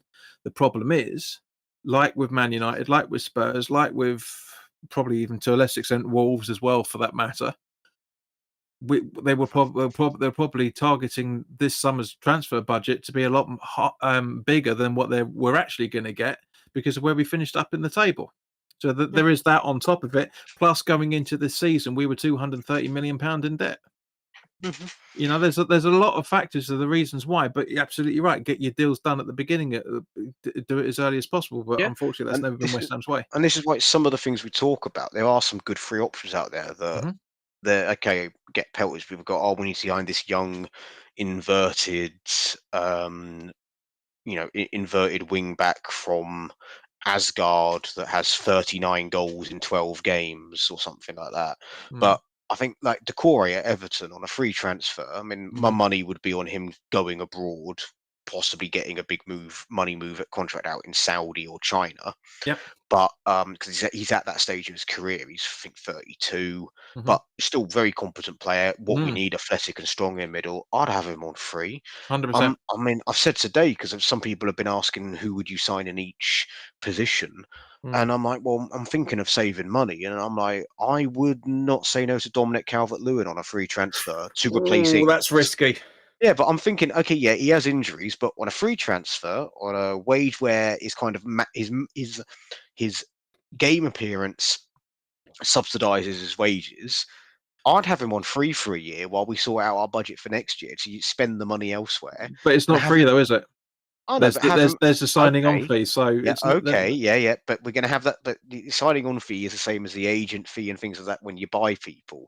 Yeah. Instead of sitting there and spending 25 million on another striker like everyone wants us to do, I guarantee a Dominic Calvert-Lewin is not going to cost you 25 million. But Well, just to interject there, Dennis, there's yeah, no way in hell any team in the Premier League is picking up a decent centre forward stroke striker for less than 40. It's just not happening. well, that's what I'm 25 saying. million quid. I'm like, he's not a world beater, he's not the best, but I think he would do a competent job, relatively fit the system, in my opinion. Yes, he has Yep. injuries, and I think he gets you 5 or 6 goals Well, do you know the reason why centre forwards and attacking midfielders, etc., have the highest rate of injuries? because they play the most games. No. Well, quite some of that, but the majority of the reasons it is because they're the most tackled. Well, there's that as well. That's why. Um, That's honestly that the further you get in, the further you mm, get up the pitch, the more tackles you're going to be yeah, liable for, and and therefore the that way more injuries you're going to get. you can spend some more money on a midfielder like these lads in Belgium and Switzerland we're looking at. Yep. There's also that. I'm not even going to pretend to know his name, but the guy who's at Lugano that's got a release clause of £5 million, No and there's idea. the guy at Burnley that's out of contract. So that's two What you mean? You defenders. mean that double barrel defender? Yeah. So Not there's happening. two. Not happening. I No, okay, guarantee okay, he's going to get a new contract. I guarantee it. okay, okay. But I'm saying, for example, those are the type of deals that I'm like, I would just forget offering Angel Gomez his 20th contract because it's quite clear he doesn't want to sign for us. I'd go for that. No, no, I agree with you, mate. But as I say, this is the thing. It's all well and good sitting there playing playing Championship Manager, but the reality is the fact that is completely different. But at the same point, before we go into the last section, which I'm going to ask you players that you'd like to keep and want to see go. I mean, we didn't do it last season because last season wasn't really the season to do it. This season really fucking is. But Brains asked a really good question, and it's been hinted at through some of the watch-alongs that I've had this season. But it says, do you think that because relegation wasn't on the cards, West Ham took their foot off the gas and just cruised the rest of the season? I know that Tottenham did. Den? Absolutely. Absolutely. And I also think that we talked about some of these lineups and how they didn't make sense, and you should have been how you did second half, first half. Potter kind of experimented a little bit, just sounded out who he wants gone, who works. That's why out of nowhere, Man United away, in my opinion, we gave Guido Rodriguez his first start since I think Southampton away. I Pretty think that much, was yeah. the last time he started a game for us. So it's like, yeah, go have a run out, mate. Yeah, go play at Old Trafford like you always want to. Go out there and impress me. And he did enough to start against Forest, which was a terrible choice, but he did have Well, a very good game. So apparently, one of the reasons why Lopetegui lobbied for him to come in on a free, because he was brought in to be a squad filler. mm, Even apparently, according to the Athletic, sources close to Lopetegui, also known as Lopetegui, guarantee it, because normally, as you know, from a political point of view, mate, when a newspaper's article says sources close to the Prime Minister, it's usually the Prime Minister that says that story in the first or place. his prime minister has said something to his spokesperson, who says a spokesperson for the prime minister, Exactly. whose name begins with R and rhymes with H.L. Reeves, said this.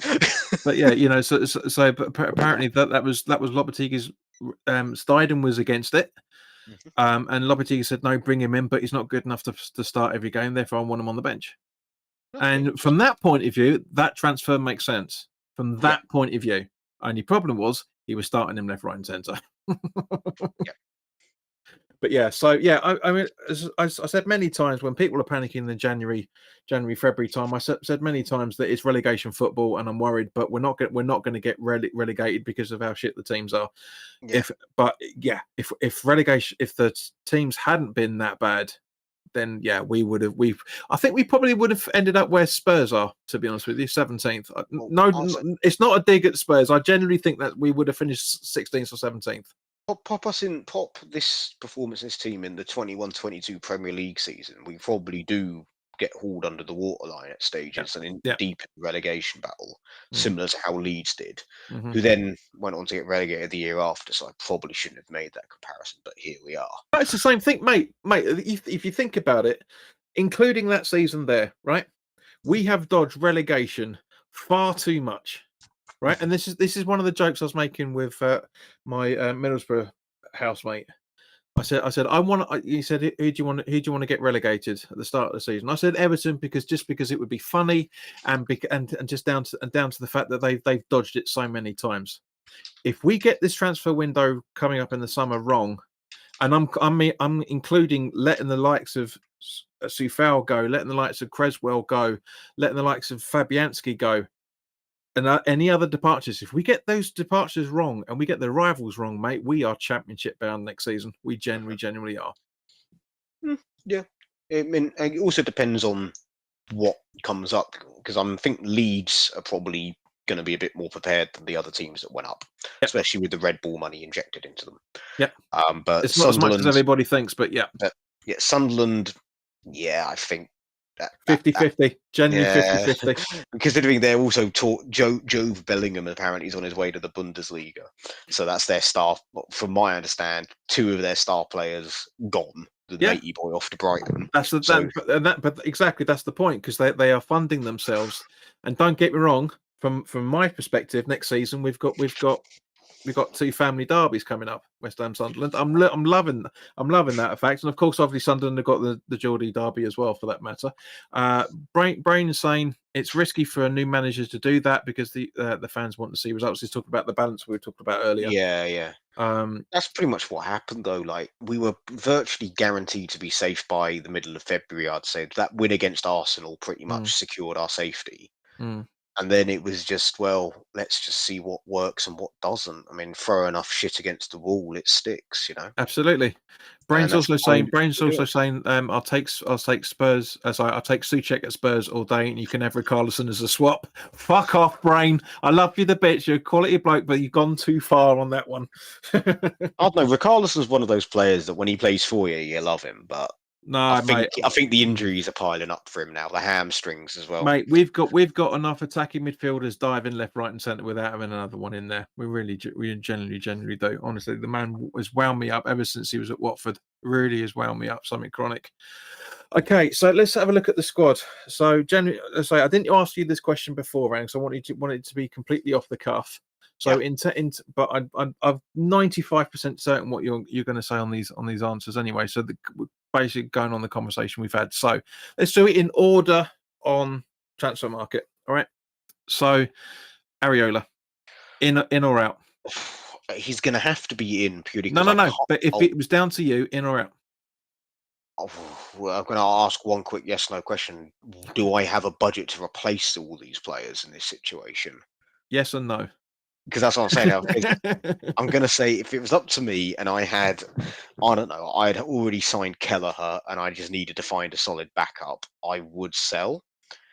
Huge wages, and although very athletic and pulls off great saves and has one great performance against Man United away, Before you he then say is it, shocking. take that mistake out from Norwich, against Forest out of the equation. Before you say it. Okay, that's what I'm saying. But using my logic hat, I know I'm going to have to replace him and Fabianski because I'm not keeping Fabianski. So I'm going to have to, through gritted teeth, say I'm keeping him for this season, but next season he's out the door. Yep. And tell him he's playing for his next move, and say, so you're going to get the best move with how you play. But if you're playing like shit, Wes Fodringham's coming in, and then I'm bringing Heggie back. So I agree with the brain saying Areola in. I'm saying I would rather see the current junior. Was it Herrick? Finn Herrick? Yeah, I'd Yeah, rather see he's him. nowhere near ready. How Being do a you know if he goalkeeper, doesn't play? How do we know if he doesn't play? I'd say when he goes in goal and when he concedes his fifth and sixth goal, and his confidence is destroyed for entirety of his career. I'd say JP said, "How do you know?" Mate, one of the reasons why I say that is because, for example, when David De Gea was at Man United, right? When he was signed in and he's trying to break through, who was the goalkeeper that they had at the same time? There was Lindegaard, was his Lindengard, who was Lindegaard, a yeah. bit more of an experienced pro. Yeah, a mate of mine that I used to work with, who's a big Man United supporter ever since his cousin threatened to beat him up if he didn't support him when he was 5 years old, said that he would rather have Lindegaard over De Gea all day long. You just don't know. And that's the point. There's a big difference between David De Gea that already had a couple of seasons playing Premier League, Spanish football, and Champions League football. Mm. Well, no, so Europa League football. At the age of 22, I think it was when he signed him, and Yep. Finn Herrick, who's about 18 and has been on loan at non-league football.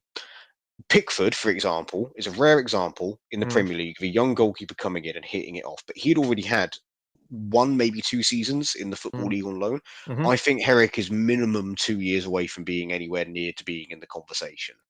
Yeah, I wouldn't but say he's closer. Yeah. He's closer than the 3-time relegated Ramsdale. Yeah, but we're not talking about who I'm signing. And I am signing Ramsdale on loan just to wind you up. But yeah. But generally, all jokes aside, I would generally put him in pre-season and see how he gets on. Oh yeah, let him go on pre-season. I'll do the same thing with Heggie, but Areola's staying for now. But it's under the encouragement of, look, I am probably going to look to move you on, but this is a mutual thing. Like, play for your next big move. See if that works. It works on Football Manager, so. Well, yeah, because that's completely based on reality. That is. Yeah, that's why Macaulay uses it. But no, you mean Will Steele? That's why he uses it. And Macaulay, he genuinely uses Football Manager, apparently. Bollocks. Says who? Says everyone. Yeah, exactly. Says no one. Right. So okay. So Ariella. So Fodringham, we've already mentioned pretty Yeah, he's much. getting an extension as Yeah. that sort of sturdy backup for 1 or 2 games, but Fab. Variola's injured. Yeah. Fabs you get rid of, and I agree with it. However, I would bring him in as part Yep, of the 100%. I as hang on. I'd bring him in as part of the goalkeeping coach team. I really yep, genuinely would. 100%. I remember we had this conversation for years. It was Leeds away in Mm, the Conference League season where him and Ogbonna were in like on the bench, effectively being coaches and helping the team out when we were in a bit of a stuck in the middle. And I think, yeah, if he's not going to get a contract worthwhile elsewhere, mm, I think he can still play football. He'd definitely go back to the continent and play at a yeah. B level league, maybe Belgium, Poland, Denmark, and definitely have a couple more years in his career because he's got League that in Two his as locker. well. He'd do well in League Two, I think. Yeah. Um, but if he's going to retire, offer him a coaching contract. Absolutely, yeah. 100%. Or player stroke coach in that point of view. Do you know what I mean? But yeah, very narrow-minded idea from the club on that one. Max Kilman, I definitely keeping him. really? I'm definitely keeping Max Gilman. I think he needs a defensive partner that he doesn't have to do 80% of their thinking, moving, and marking for. I to a degree, but at the He's same. been laboured with a knackered Todibo who seems to have asthma or something, and Mavropanos, who we've already covered. If you're only Mhm. tuning in now, go back to August. So I'm saying he's a good, very good centre back. He needs a partner to work with. Mm. No, I agree at that point of view. However, I'm genuinely on the fence about Kilman because don't get me wrong, at the start of the season, it was absolutely phenomenal as we were talking about briefly. But at the same point, the fact that how many times he doesn't jump for balls, he just watches them go in the back of the net, really fucking irritates me. I do not want that in a defender. For that reason alone, I would get rid of Kilman. I genuinely would. However, I agree with what you're saying about Tadibo and Mavropanos as well. Yeah, because I know you're going to say get rid of both of them. So Yeah. that's the problem. It's basically stick or twist with Kilman. It really genuinely is. I'm not going to say he wasn't worth the price tag, 40 million, blah blah blah. As we mentioned earlier, prices are irrelevant in football now. Just because you're 45, 50 million doesn't mean you're a decent player. It just means that's what the club wanted for you. Like it is when you go and buy a house or you buy a car. You don't buy what it's worth. You buy the price they're asking you to buy. Two totally Mhm. different things. Okay, so Kalen Casey. Keep loan out. Get him prepared to be a starter potentially the year after. Loan him out to, I mean, depending what his physical levels are at, Mm. Championship. Just get him game time that he isn't guaranteed at West Ham. Look at Who- the world of good it's given George Urphy, for example. Mhm. But not all two players are the same. But unfortunately, mate, I'm going to have to agree with you through very gritted teeth. I've been calling for Casey all season. I Mhm. generally have because I do think he's a better defender than Mavropanos. I do think he's got more ability than Tadibo, and I think he could be a better player than Kilman given the right opportunity. From what I've seen, albeit at the under 21 level, but still, yeah, it's a nightmare. So okay, so Emerson Palmieri. See, okay, we're not taking off the hat of thinking can we replace him. I would sell personally. I think he's declining as a player. He was brilliant. He had a brilliant 2023, Hmm. like from the January to December, Hmm. brilliant. And Hmm. then his form went along with West Ham. And this season, I think other than Villa away, I've never watched him play and gone doing well. Mm, And that's not just because he scored. Like mm. he genuinely that game, he was really good at that left wing back was killing him. Yep. But he's just massively regressed. It's the Emerson that we were worried we were buying when he first joined, Mhm. and so I would sell for, well, I'm not going to sell for pennies, but I'm Mm. also not really expecting to recoup the whole 15 million at this stage. No, I absolutely agree with you, mate. I mean, you're absolutely right. I mean, there's still argument to this day that Emerson was the best player in the Conference League final, which is Oh, 100% man of the match, I think he got, 100%. like Yeah, officially. yeah. And but as I say, yep. I think you're absolutely right. He peaked with us in the 23-24 season, 100%. It's not lived up to what his own abilities. He has it every now and again, but you're right. He's on the downwards spiral, and we've got a player that I feel can replace him as long as he gives he's been given enough time as he started to have under Potter this season. That's Ollie Skulls. Yep, definitely. So that's a keep, just to spoil it for everyone. Definitely keep him. Contract extension. I'm not sure how much longer he's got left on his deal, but a definite contract extension if he hasn't signed one already. He's up till June 28, mate. So we've got a bit of time yet. Give him a couple more years. Yeah, no, absolutely agreed. So Creswell, regardless of I him going, I would say it's time. The problem, the thing that's boggled my mind with the old Bird app Twitter mm, is everyone that on one hand they are complaining we have the oldest squad, on the other hand they're saying, "Oh my god, but no, we can't get rid of Cresswell. He's such a good pro, and he's been at the club 11 years." I'm like, make your mind up. I think we should definitely have given him a testimonial. yeah, But I'm of the belief that if you go to the club for 10 years, just because you're not captain for those whole years, you should still get a testimonial. Gin should have got one. And that's why someone said Fabianski. I'm like, he's not been there 10 years. But yeah, but I think it's time to move on certain players, and he is certainly one of those. I think he's perfectly good enough to play championship football. There is some talk I've read of him going to Wrexham, where considering his family's sort of the Liverpool area, yeah, it makes cross sense. over the border slightly. Yeah, Yeah, it makes sense. I know you're going to go Disney FC, but for a championship club, it's going to be that or if Preston stayed up, I think are going to be the only clubs that are kind of relatively near him. I Um, mean, to be honest with you, mate, the fact they got a standing ovation from everybody at Ipswich on Sunday, and I mean everybody, the yep. Ipswich fans were clapping him, just shows how much they loved him when he was there before he So joined I us. think he was player of the season either the year before we signed him or the year we signed him. One of those 2 years, he was their player of the Yeah, season. that's. I remember reading that's one of the reasons why Allardyce went for him, because he was just coming through to his peak at that point. Okay, so Aaron Wan-Bissaka. Release. Now I'm joking. Definitely keep. Definitely Yeah, keep. He was actually the signing I was worried about. really? I'm sure of his quality. I just had the feeling that we were going to play flat back four with him, and it was going to be like, is this going to work? But he's managed to make it work when he's in a back four, and he makes it work when he plays as a wing back. So yeah, Oh, my concern. I wasn't fair saying he enough. was going to be a flop. I was Mm, just more. That was the only one. That was the one that I was most concerned with. We've bought him, mm, but is he what we need? Because we were originally looking at a totally different right back mm, in that guy that went to Man United mhm. / Walker Peters, and it's like actually we've gone for the out and out fullback, and it's worked. It's worked well. Signing him till the 31-32 season is fucking brilliant. It's a great idea. Again, was it like 15 million quid? It was Yep, just 15 absolutely million.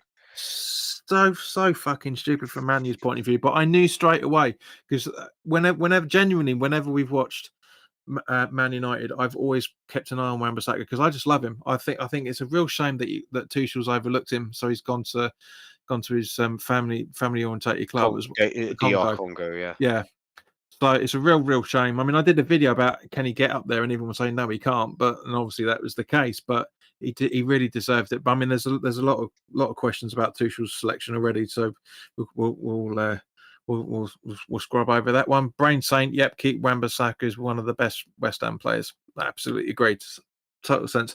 Vladimir Sufal. Oh, a little bit.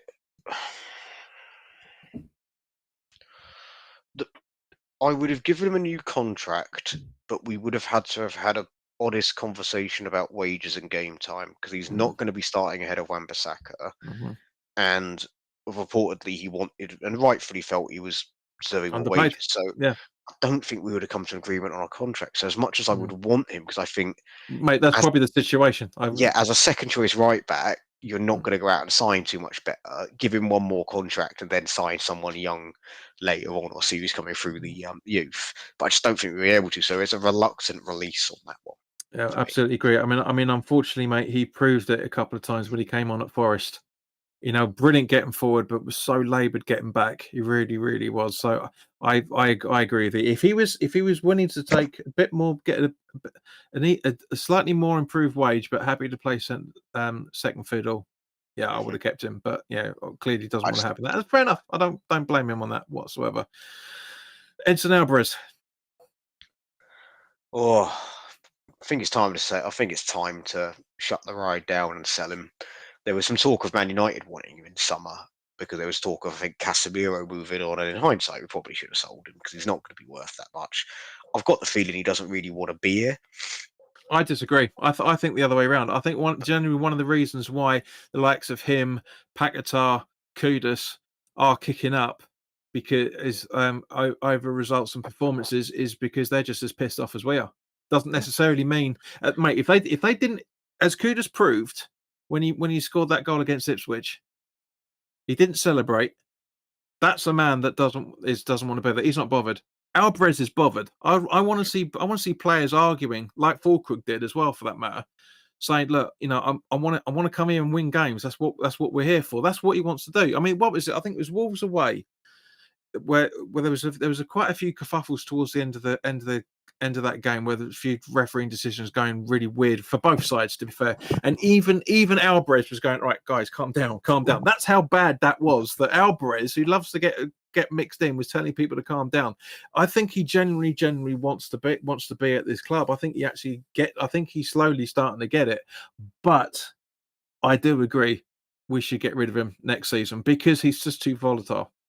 Yeah. But at the same point, I guarantee people were saying that about Di Canio. Look what happened there. So, do you know what I mean? I mean, okay, completely different players in every shape or form. But this, that fight, that wanting to be there, that fight to get results. I want to see players out there looking to fight, and we're not seeing that enough this season. We haven't for the last 3 or 4. Okay, so big Tommy Souček, 2 years left on his deal. So there's an element of circumstance with this one because something we've spoken about in the pub and something that any West Ham fan watching this will understand. With the rare exception of Declan Rice, we have always been really shit at selling people. The running joke of I think there was talk of Cullen going out on loan, and I think Anderlecht said instead of loan to sign him, would you accept this? And it was like a speculative amount. And I think the report was, yeah, we just accepted their first offer, which was like 700 grand or something. And it's like some of the we sold Felipe Anderson for £2.5 million according to Transfer Market. Yeah, Like we've always just been dreadful at selling players, and I think Souček's value is only going to decrease. I love him. He's brilliant. I love shithouse football. I love getting goals when we don't deserve it. But if a good bid comes in, it's going to be tough. But for me, I'm talking selling him for about 40-45 million. There's only one man in football that would come in with that offer, and that's David Moyes. So it depends on how much money Everton have got. So I want to keep him, but if an offer comes in that's above sort of his value, I'm going to have to very reluctantly sell him. So that's where there's an element of circumstance in this answer. So it's a 90% keep. yeah. That 10% chance that David Moyes finds 40 million down the back of But that's the problem. Yeah. Keep him if we can't sell him. Yeah, but not only selling him over the odds because it's like, well, that's for the greater good because we can go get 2 young midfielders for that. Can you genuinely no joke on this? Can you imagine how shit his scouting report must be? He can't play a full 90 minutes, even though sometimes he can. He's not quick. He doesn't break up play well. He can do sometimes, but in general he doesn't. The only thing that the positives on there is the fact that he's like Lampard Jr. He gets into the right place at the right time and will score you a decent goal every now and again. To explain to people who go, "Was he your Fellaini?" I'm like, Fellaini is such a lazy comparison calling him Fellaini because it's different. It is different. Yeah. And it was like Souček is one of, if not the best players in the world when he does not have control of the football. Because of his positioning, both defensively and offensively, and his just ability to strike the ball or head the ball. Like his striking from distance is criminally underrated. Like Luton at home in Moyes' last game was a brilliant volley. He scored that long-range belter against Everton away. He used to Correct. take the penalties for Slavia Prague, and also I've seen him take penalties for Czech Republic, and I've just seen the conference final score. So that's what that was about. And yeah, so he's striking abilities that. So he's the best player when he doesn't have control of the ball. Give him the control of the ball, and he's almost certainly going to lose it or just do a pirouette and pass it sideways or backwards. That's your best case scenario. 38 appearances in all competitions, 35 in the league. He's scored 9 goals and 2 assists. Those are the stats that really matter the most. And as Brain mentioned earlier about the poor figures of our attacking players, that you just can't get rid of a player like that. You just really, really can't. So I was going to say Rodriguez, but we've already talked to him about that as well. Likewise with Soler, likewise with Ward-Prowse, Andy Irving. Keep or sell? Gonna have to sell our hero. 1 year left on his contract, mate. Yeah, I agree with you. As much as I have is that David Martin appearance, ironically against Chelsea as well, for that matter. That's sort of like the only time we got to see him have a complete game for that matter, I should say. I do think there is a player in there, but he's a squad player, and that's it, unfortunately. So again, if we can find a decent player to replace him, I would sell him. Otherwise, I would keep him for numbers. Yeah. I mean, I think Chelsea away, he came in and he did okay. That's what I'm saying. The David Martin effect. Yeah, but he's, like I said, he's a Scottish Championship, Austrian Premier League has been his background before this. Yeah. So he's not to be expected. Anything above that is a bonus. And yeah, I think just sell him for as much as you can, $1.5 million. I'm sure he'll like playing for Hamburg next year or something. So yeah. And a man that's got 2 years left on his deal, who we could or could not be seeing in the next couple of weeks, Lucas Paquetá. Lucas Paquetá. I think, regardless of what happens with this hearing, I think there's too much water under the bridge for him, and I think he needs to leave the UK for his own health. Yeah. I think going back to Brazil, where he's sort of going to be idolised and relatively. I know he's got some stuff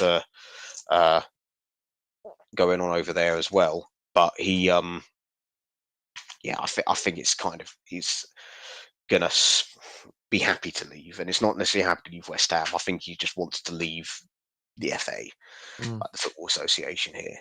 So I think sell for as much as we can, but it could be that he ends up never playing again. Who knows? Well, that's the thing. I mean, as I say, it's out of our hands, really. Yeah. I mean, but this is the problem, because if it goes badly, he gets a ban, and that's it. Potentially he's 27 years old. So if you think about it from that point of view, it's only a 3 or 4 years worth of work from that point of view. But if it goes well and he's found not guilty, surely there's legal cases coming to the FA. Surely. Well, I don't think they can have legal cases against them for investigating what they believe is breaches of the betting thing. I think what it could be is there could be some stuff around how things are getting out, because he released that statement in there's also defamation of character as well, for that matter. That's the problem. But but anyway, that's another conversation again. So a man targeting pre-season to come back and prove his worth, Silencio's aka Jimmy Somerville. I would definitely keep him. Yeah, no, 100%, mate. I mean, to a degree, we can't really judge him, because he's only had. Let's have a look. Let's just double check. How many appearances has he actually had with us this season? He's had 19 appearances in the Premier League, 1 in the FA Cup and 2 in the League Cup. So 22 appearances and one goal and 1 assist in the league, and one assist in the FA Cup. Yeah, not enough to judge a player in any shape or form. I mean, from what we've seen, he's got the blistering pace. If Bowen was a little bit quicker, I think the two of them would be absolutely lethal together down each win, which I think was the original thinking behind it. Or a fit Antonio, which we'll talk about in a minute, if he was fit, bouncing, doing a Sam Byram like he did on his debut, bouncing the ball either side of the pitch. I think that idea would have gone down very, very well. But yeah, I agree. Keep him. Mohamed Kudus.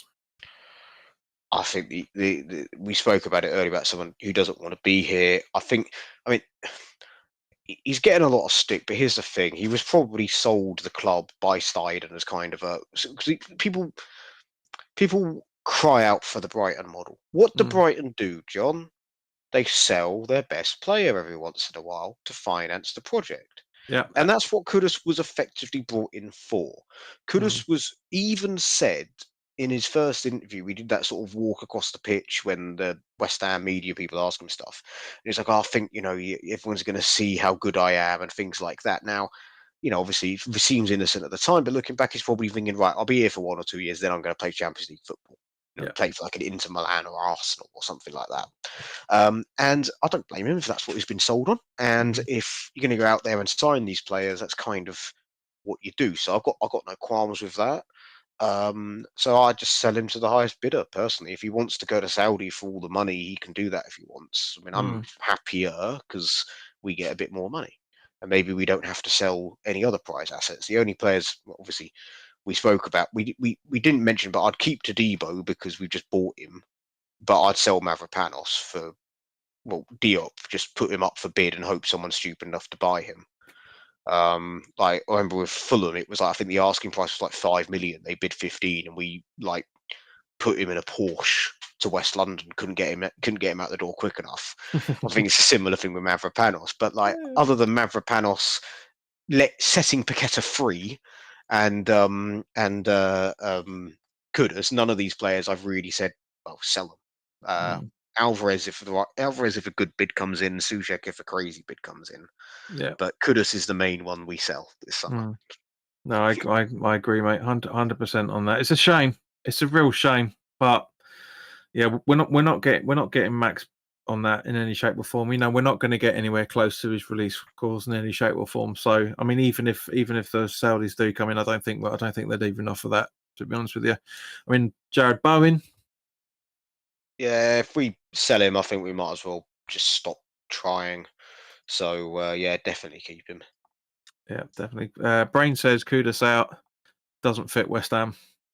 Yeah, it's fair enough, mate. Fair enough. Okay, so we've got Luis Guilherme, or Guilherme, however you pronounce it. Keep him. I think he's come on greatly this season. And I think that he'll prove his worth in a season or two. I just think he needs to keep getting the game time and keep developing. Yeah. Every time he comes on, he looks like he's going to do something.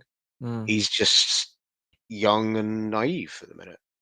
Yeah, no, I absolutely agree, mate. 100%. I mean, he's 19 years old. Sorry, 19. Yeah, he's just it's ridiculous. People saying, "No, 25 million for a 18-year-old," as it was at the time.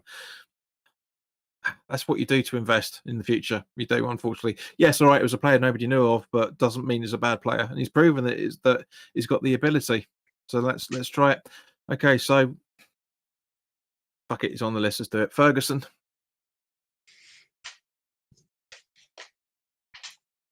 My response speaks volumes. I forgot he existed. Yeah, no, I agree, mate. 100% agree with you on that one. Nicholas Fulcock. Keep. I think even if you don't want to be your main striker, he's got that kind of Andy Carroll vibe when he comes on that he just causes absolute chaos. He's more mobile than people give him credit, in my opinion. Not running in a straight line, but how he sort of he's all elbows and limbs when he gets the ball played up to him. Good point. And I think, I'll be interested to know how many appearances he made where he's played more than 15 minutes compared to the goals he scored. Because I think he scored 4 this season. He's out of the 18 appearances that he's had so far, he had this season, 3 goals, 2 assists. Okay, right? 3 goals, 2 assists, but If many of those appearances were like 10-minute cameos. this is what I'm trying to say, right? Yeah, He's been in, of those 18 games, 16% of has been in the starting 11, yeah. and of the possible the amount of minutes of those 18 games, he's played 23% of it. That's what I mean. He spent a lot of his time being thrown on as like a last minute roll of the dice under Lopetegui, mainly because of fitness. And Yeah. I'm like, he's only started what, like 4 or 5 games. Mm. So I think we haven't seen what he's about. The only problem is he's not getting any younger. But I just think for what you'd get for him, there's no point selling him. I think in real life, I think we will sell him because I know who's in charge of transfers this year. We Yeah, all do, and an offer will come in. He'll go, yeah, go on then, 12 mil. Yeah, see you later. that's not very Welsh, but We had this last year. That's my generic David Sullivan's up to mischief voice. but yeah, no, yeah. I mean, as I say, I get it because people are complaining because of his age, and he's got, he's got 3 years left on his 3 years of the 4 years on the contract and all the rest of it. But I just want to keep him. His hold up play is phenomenal, and his link up play as well, for that matter, is perfect from that point of view. Just give him a full season. Just literally, there's nothing to criticise. Obviously, yes, as I say, his injuries, but as I say, and as Brains is literally just keyed in saying haven't seen enough of Fulcrook. So yeah, it's absolutely great. Danny Ings. Oh, 5-year deal, double his money, just to annoy Rebecca. Yeah, because No I'm other sure she's reason. watching this. Oh no, I'll just text her and say it's happening. But no, obviously it's time to move on. I think he was never going to work out.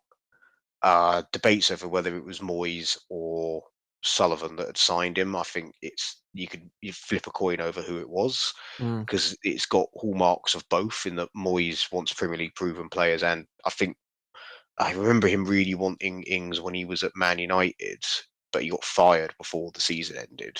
mm. I think I'm remembering that correctly, or was it when he was at Sociedad and it wasn't working out at Liverpool? One of those two. He was trying to get him at Sociedad. It was one of those two that he wanted Ings. He was a big fan of Ings, but Yeah, also it's got a David Sullivan, English striker, proven goal scorer. Yeah, we'll just get him whatever money you want. Yeah, we'll get him in. We got ourselves a goal scorer. That all sort us out. yeah. January signing, because it was all how the only reason it makes me think it was a Sullivan special is because of Mm. how quick it happened. Yeah, no, agreed. Whenever manager wants a player, it always takes weeks, and we'll think about it, we'll bid this. When Sullivan wants to get a player, he goes and gets his man, because obviously it's like, I don't want to get in any trouble by if David Sullivan ever watches this, me comparing him to David Brent, but it quite literally is that scene in The Office where David goes, "No, can I lie into tomorrow, David?" "Yes, you can, David." That's me talking to myself, not me with another man in bed called David. It's like this kind of thing. Like, Mm. should we go sign this player? Yeah, I think we will, because I'm the chairman. I'm going to decide who we sign. So that's what it's going to be. It's a But it's a Smeagol and conversation, isn't it? but that's how I imagine. That is kind of how I Not imagine. listening. Not listening. Yeah, if it wasn't for the fact that people call David Sullivan the Hobbit, I would definitely buy that. But yeah, it's fat little hobbits. But no, yeah, Brain, Danny Ings is time to go, I'm afraid. yeah, and Brain agrees. He said back to Burnley for Rings. So Apparently, it's possible. there's Leeds and Wrexham, because he fits the profile of what Wrexham want. Mhm. Low transfer fee, high wages, and knows where the goal is. So, because And finally, but for by no means least, Michael Antonio. yeah, this one's tough, because again, like with others, this is one of them where there is a conversation to be had, because it really depends on what you're getting. Mm. And it sounds harsh, but it's the reality, in that everyone would well love Antonio to have another deal, But but he's going to back himself and his ability to come back from injuries. mhm. From a fractured femur, I don't know whether it was a different type of fracture or whatever, but the only thing I can really go off is Gifton Noel Williams at Watford, who had that. Oh yeah, And that was a hairline, if I remember correctly, or something, wasn't it? and he was only 20 odd when it Mm, happened, mm, and he played again, but was never the same. Like Gifton Noel Williams when he first broke through at Watford, I'm not saying he would have been the best striker ever, but he would have been a regular. Like he would have probably been playing for.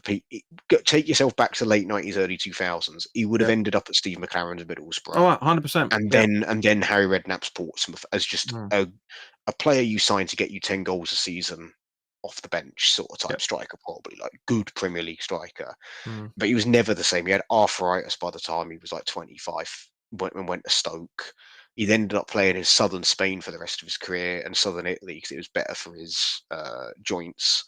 And I think that's what's best for Antonio. As much as I'd love to give him another deal, if mm, he wants to play, he needs to play somewhere, in my opinion, where it's warmer and you're not open to the elements as you are at Stratford.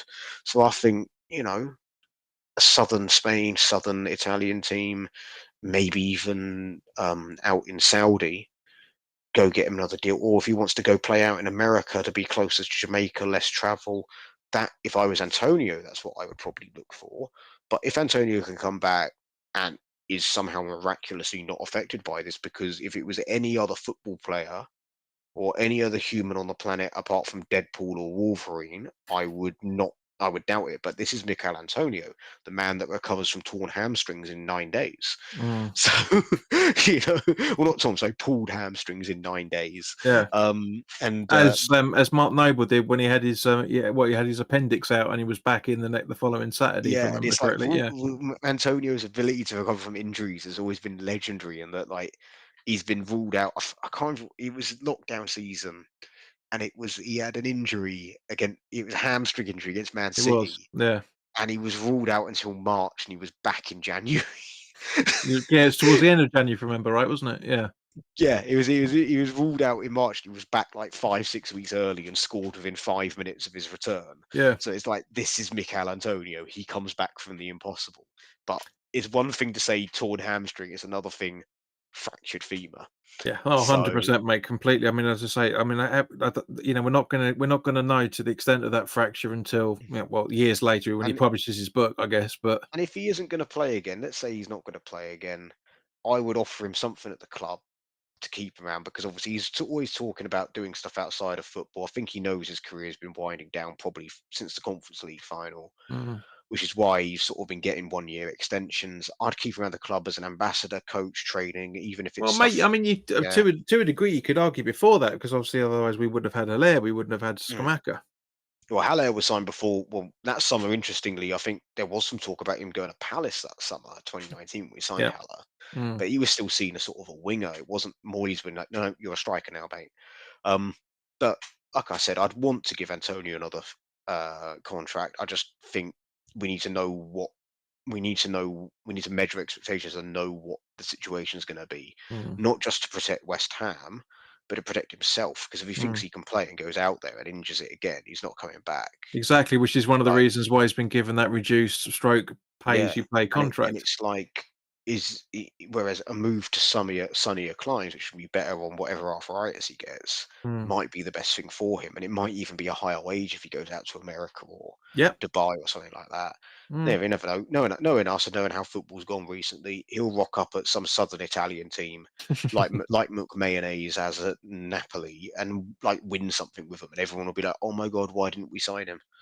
Um, so yeah, but yeah, I want to give him a contract. I just need to know more facts before I answer this question. Oh, absolutely. Um, No, but I better say, but in your personal opinion, as knowing what you know at the moment,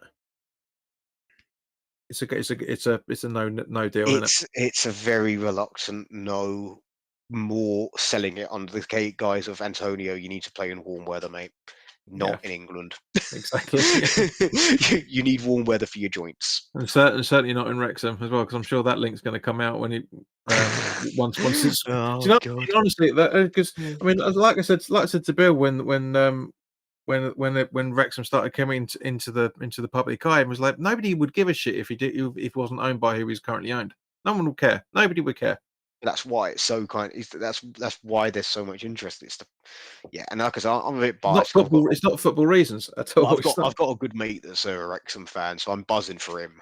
Oh But no! but Don't get me wrong. It's phenomenally well what the Ryan problem Reynolds is and that lot have done. Don't get me wrong. It's brilliant. But at the same point, if it was two guys from Scunthorpe with the same amount of money, nobody would care. yeah, and also it's also though when, not if, when they do get to the Prem in a couple of years' time, Hmm. it's just going to be insane, isn't it? Well, I'm quite looking forward to seeing what happens with like for example Cardiff Wrexham games. That would be entertaining. That would give Cardiff them. got relegated, so Did they're they? missing out on that. Yeah, Cardiff went down. They're missing out. But it was Oh Swansea. bugger! All right, They'll get Swansea Swansea. next time. Yeah, yeah. So, Swansea Wrexham. Yeah, that'd be but yeah, entertaining. no. Like I said, I think Wrexham. If we're not talking about Wrexham, I think Wrexham will get a very rude awakening. I think they've gone up a bit too early, Yeah. and they've lost a lot of core players to out of contract that are not at the Championship level. Released Mm. them, so they need to sign a lot of people. I think Okay. they'll be okay, but I just don't think they're going to go up again. Yeah, no, I agree. So getting back Like, to the Premier League. sorry, yeah. I mean, how many more players have we got to go through? That's it. That's the list. Oh, well, not Soler. We talked about Salah. Did we? Oh, Yeah. Well, no, you said earlier on that he yeah. wasn't good enough. Oh Where we, no. So, I mean Soler. that's the same reason why we jumped over to Devo and Maverick because you were kind of intimated that they weren't good enough, so Oh, therefore they'd be I sold. would keep Debo purely from the sake of we've just signed him. It's quite hard to sell a player that you've only just signed. Mate, other players have done it before. I know, but I just don't see us getting any kind of value, and I think it's worth seeing him in another year, but just put him on a fitness regime because I don't understand what's going on with him. But yeah, Last question of the night. Brain's asking, what about Potter? Well, I mate, think mate, we've already kind of answered that beforehand. Give him a full season. He's yeah, had 5 months. and sign players that he wants. I mean, it really depends on what's happening with our budget. For those of you that never met before, I'm really not a fan of our owners, but you gotta be realistic. You know, you're not going to be able to turn around and go, "Oh, they should be able to spend another £100 million." It's not going to happen. And I think ideal scenario, my educated wish, to quote Deadpool again, is that we sell Kudus for as much as possible. Let's say 90 million to Dubai. We sell Paqueta for about 20 back to Brazil, and someone comes in with 30 for Alvarez, and it's like, well, there's 150. Once you pay off what we're missing, we've got another 60, 70 to play with. Let's go get some deals from Danish and Belgian clubs, sign us some Swiss bastards, and see how it goes. But ultimately, Potter is playing out with Moyes' worn out tools, Jared Bowen, and some players Lopetegui wanted. So apart from Bowen, Aaron Wan-Bissaka, and to a much lesser extent Fulkrug, and in my opinion, Kilman, no one's really up to the standards that we need. I love Soucek, but he just doesn't fit Potterball.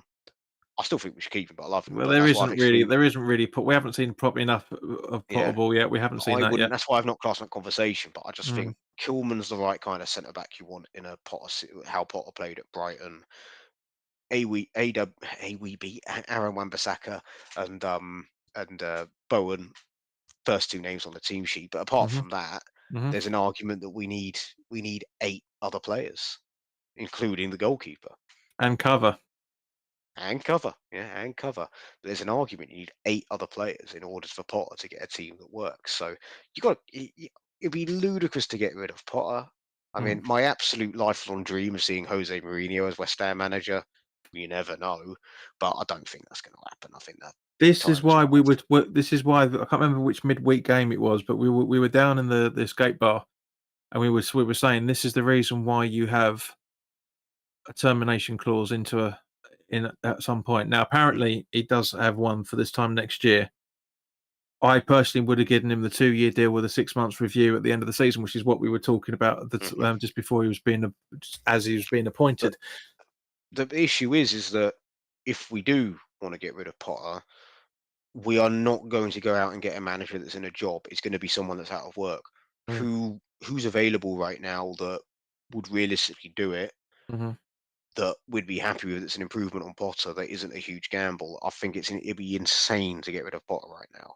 I do think it was insane to a degree to give Lopetegui the chump as well, because as I say, there were improvements coming, But I think it's more down to the fact that Karen Brady is Karen Brady, lobbied for her husband's best mate, and that's the reason why. That's the reason why it happened. No comment.